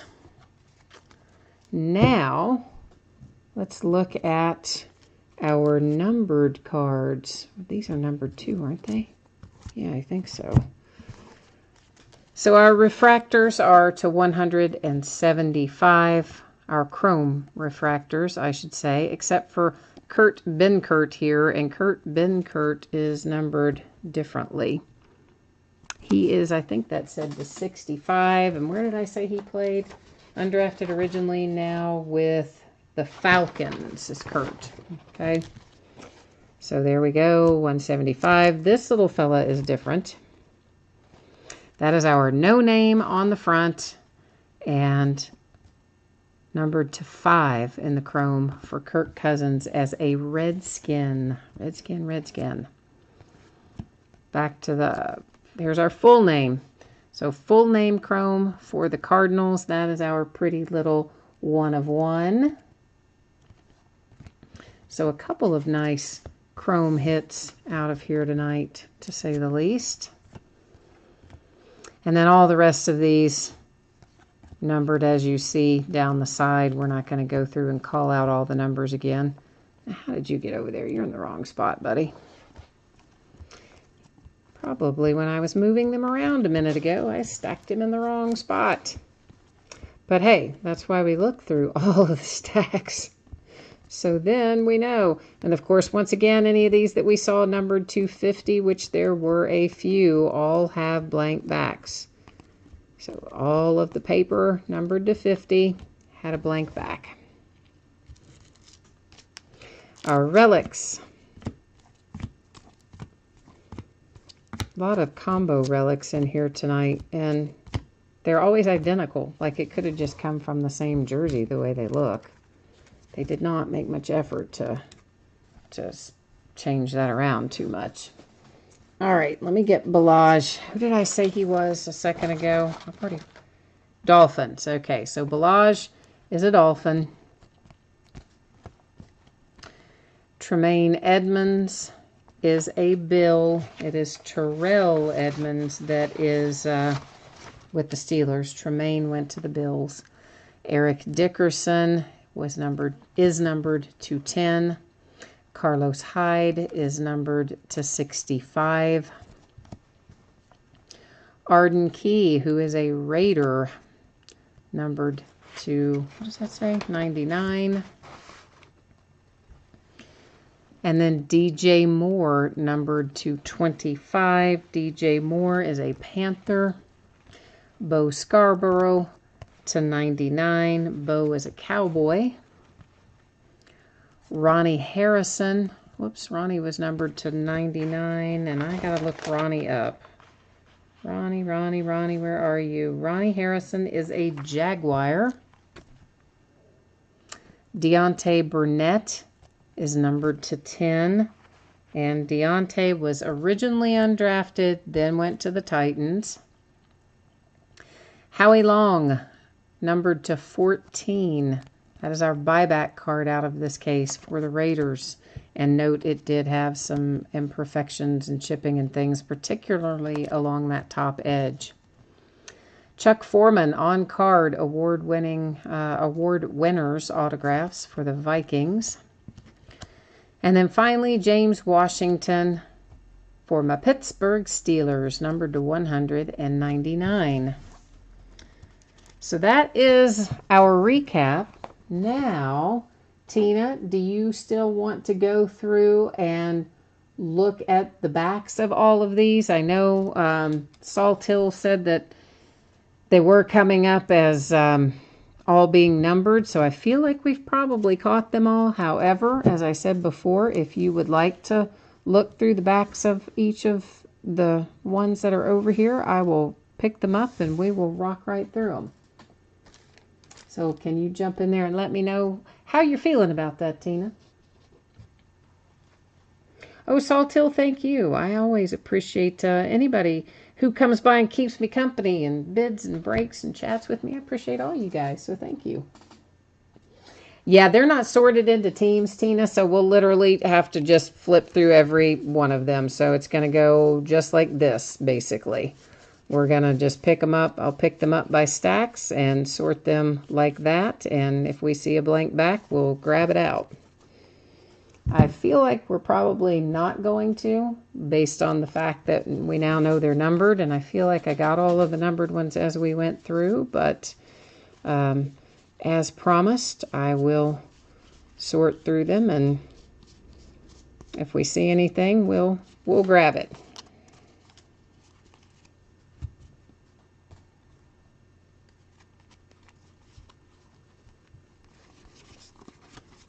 Yeah, the redbacks, I think we caught those for the most part. Well, maybe not all of them. There's one.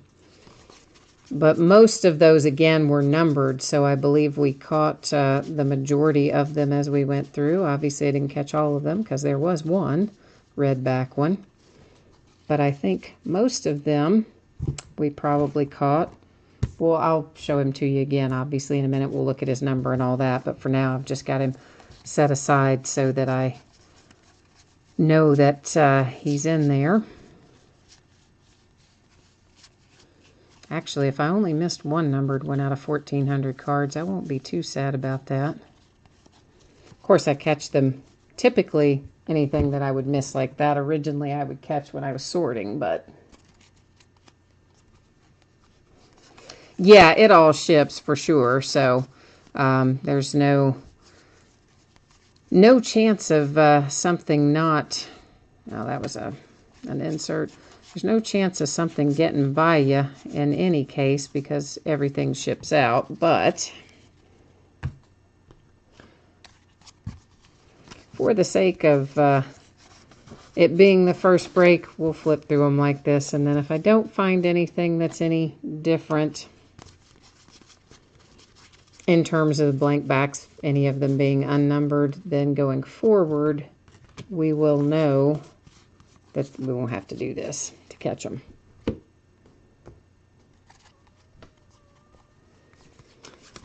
Because I also, obviously, the least amount of times the cards are handled, generally, the better off we are. So I don't typically like to grab them too many times if I can avoid it. So yeah, it looks like so far I've missed like 4 with the, and they were all with the red backs. Like, how am I not seeing the numbered ones that are only the ones with the red back? That is super weird. But I gotta say, they don't do a great job making the numbering stand out on most of them. But at any rate,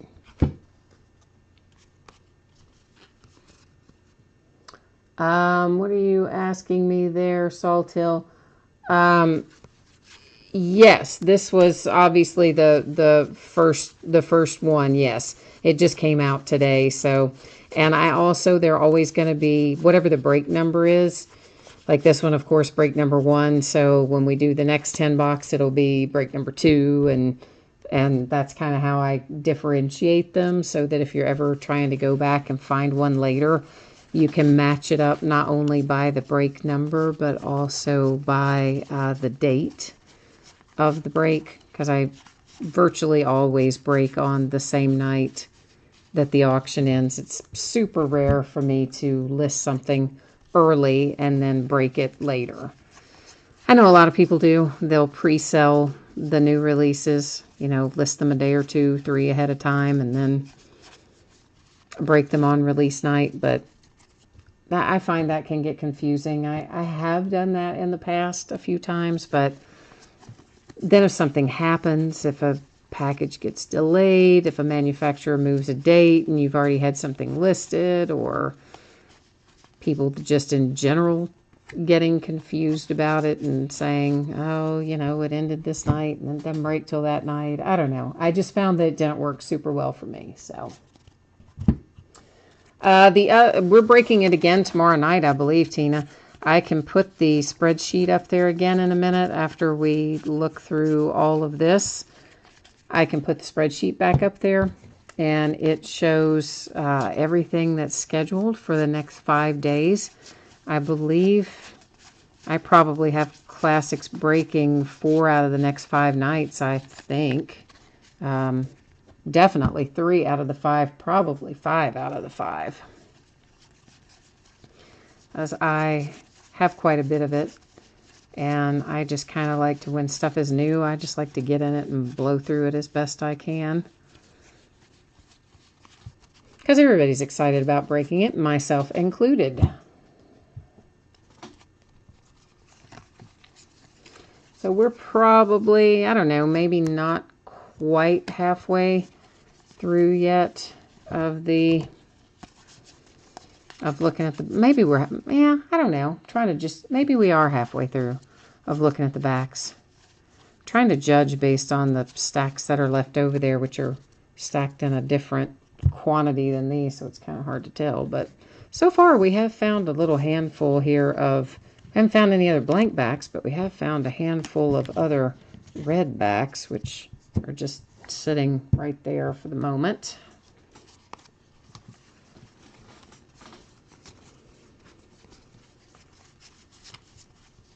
Oh, I'm going to have to rethink some of my stacks here too. I'm running out of room right in front of me where to put all these.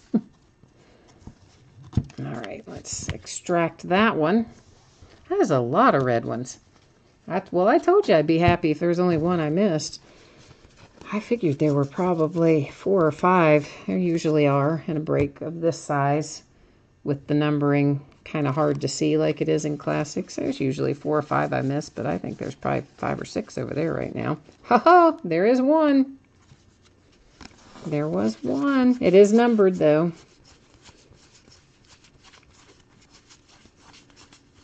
Of the blank, I mean. The blank back.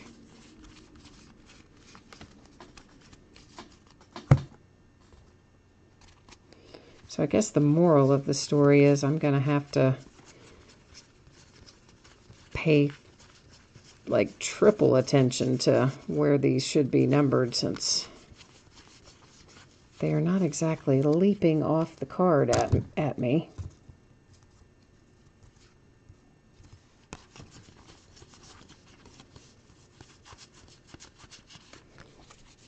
All right. Oh yeah, tier 1 already broke, Yuval. This is, we're done with all the breaks tonight. This is just somebody that wanted to see the backs of all the cards in Classics. So that's what I am flipping through right now. We've actually already finished all the breaks and the recaps and everything. Tier 1 actually went early tonight, Yuval, but if you can tell me who were your teams. I don't know if I'm going to remember, though. You know I'm terrible about remembering that far back. But I can try. I can probably at least remember if you had hits or didn't have hits.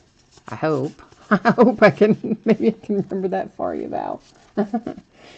No, reds are high numbered. Reds are like, what are these? 299, I believe, are all the red ones I'm looking to see. Yeah, they're all 299. At least all the reds I've seen so far are.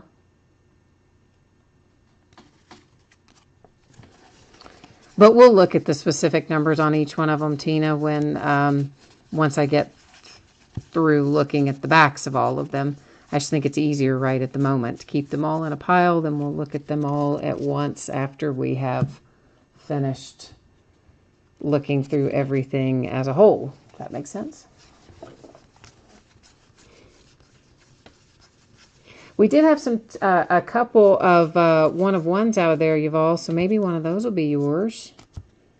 Had some nice stuff come out of everything really tonight. Tier 1, Dominion, Classics, everything was pretty solid tonight, as a matter of fact. I haven't seen any greenbacks. Obviously, you're seeing the same thing I'm seeing right now. We looked at all the hits live as we pulled them, so we looked at the front and back of each of those as we went. So as far as the rest of them, you are seeing it right now along with me, so I have not seen any green ones go by.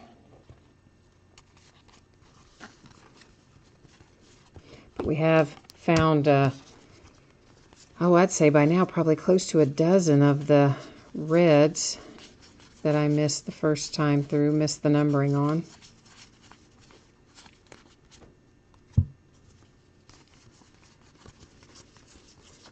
That's a bad vision night for me too, which didn't help matters.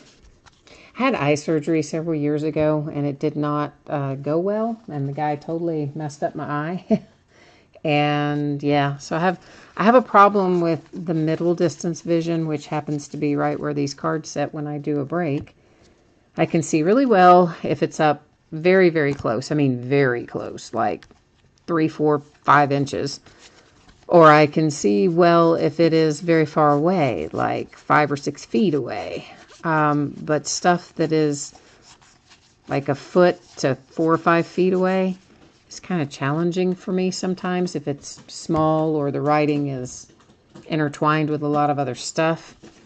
And then, of course, on top of all of that, my vision also fluctuates. So some days it's better than other days. So sometimes, like these Classics cards, where they put the numbering, it's up there in that spot that's really kind of busy. So I do sometimes miss a few of them, but I am surprised I missed that many tonight. That's a lot. Of course, I would have obviously found them in sorting, but nonetheless, I do like to keep the numbered stuff typically out separate as we go along because I recap it. So kind of bummed that I missed that many tonight. I mean, I know they're to $2.99, but still.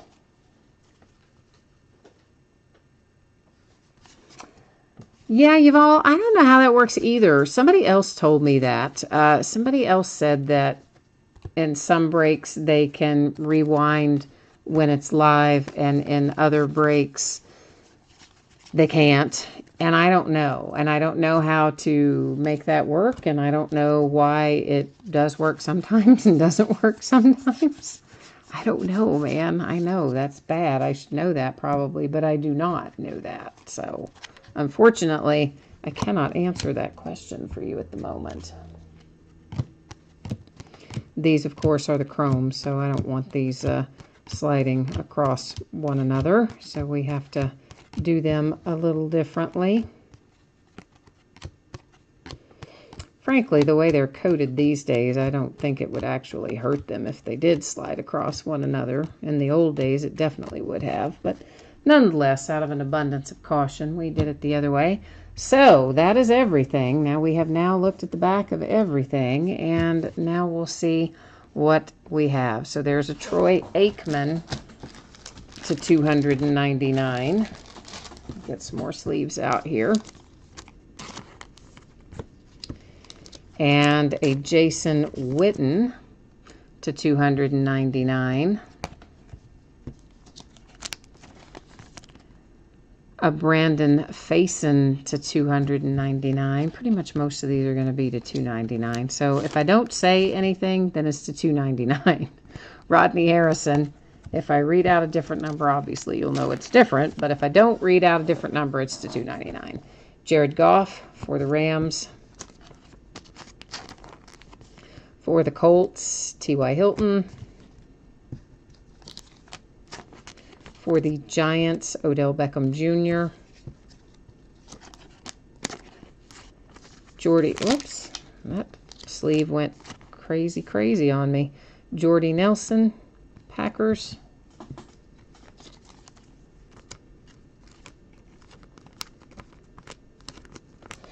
No, I don't think there's any cost for it, Saltill. I just don't know how it works. Like, I don't know why it wouldn't work on some and not on others. There's a blank back Derek Carr for the Raiders. That one was to 50, of course. The blank backs are to 50. That is to $299 for the Cardinals. This is to $299 on Sam Hubbard. Christopher Herndon is a blank back to 50. And Christopher Herndon, do I know where he went? No, I don't. We're going to have to look him up. So hold on a second, and let me see if I can find that out. Because I don't remember Christopher Herndon.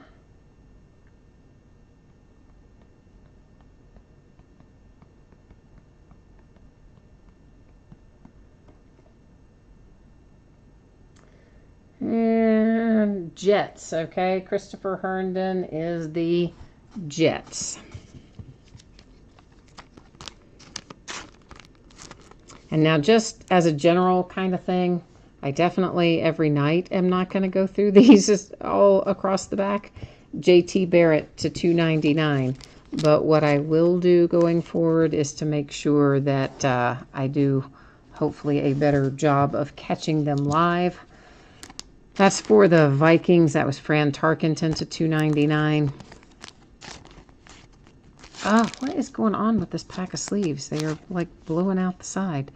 Antonio Brown, $299, Steelers. That is Jim Taylor to $299 for the Packers. Tony Brown to $299. Devonta Freeman for $290 to $299. Howie Long, $299. Cooper Kupp, $299. And another sleeve blown out the side. My goodness. And then Cedric Wilson Jr. to $299. So, there we have it. That, I believe, Surely to Goodness has everything numbered after we did the second pass there. And what are you telling me there? So, there's an Enable DVR. I've never seen that on my broadcast software that says anything that says Enable DVR. So, I don't know about that. But I will see if I can figure it out. I don't know, Yuval. I'll try to figure it out, though. I will make an effort to do that for you so I can see what's happening. Oh, and Saltil, you're talking about the stuff with my eyes. Oh, it's just a hot mess of stuff. Starburst is certainly one thing, but mine is actually not from LASIX. It was the forerunner to LASIX. It was called RK, radial keratotomy. And it just has caused a lot of problems. Like sometimes I get multiple images, and sometimes my vision's really blurry. Sometimes it's that way in the mornings. It'll clear up in the daytime. Sometimes it stays that way all day. And then it also, he only did one eye, and I had so many problems with it right away that we never did the other eye. So there's a really big difference in the power of my two eyes. So I cannot wear contacts, I cannot wear glasses because it gives me migraine headaches. There's no way to fix it. I saw all kinds of specialists and stuff after it happened. And basically, so one eye now is super, super nearsighted. The other eye is really farsighted. So I have kind of built-in bifocals. But it leads to all these other problems. So some days I can see much better than others, but anytime it's challenging for me to see small little stuff like the numbering when it doesn't stand out. You know, on the cards, most cards it stands out, but in these, like with Classics, and they put the numbers up there with so much other stuff around it, it's a really busy card. It's sometimes hard for me to catch it. It's easier, of course, when I sort it, because I've got them up much closer in a range where I can see better, so I can catch it real easily when I'm sorting it. But sometimes live, it's harder for me to see. That's all. But, oh yeah, I definitely am not getting the second one done. This has been several years ago that all this happened, and, you know, it was awful. I couldn't see hardly at all for a long time. It was really bad. It's like if you imagine taking your eye and wrapping saran wrap around your eye and then wiping mayonnaise on the saran wrap. That's what my vision was like when I woke up the next day after the surgery. And it stayed like that for a long time.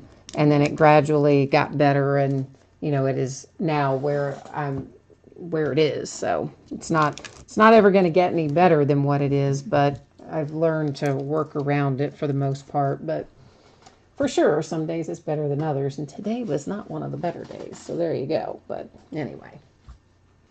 All right, what else did I promise I was going to do? Put the spreadsheet up, which I forgot about a minute ago, didn't I? Haha. So you're sitting there going, well, why don't you shut up about your eye and show us the spreadsheet? Sorry. So sometimes that happens, especially late at night.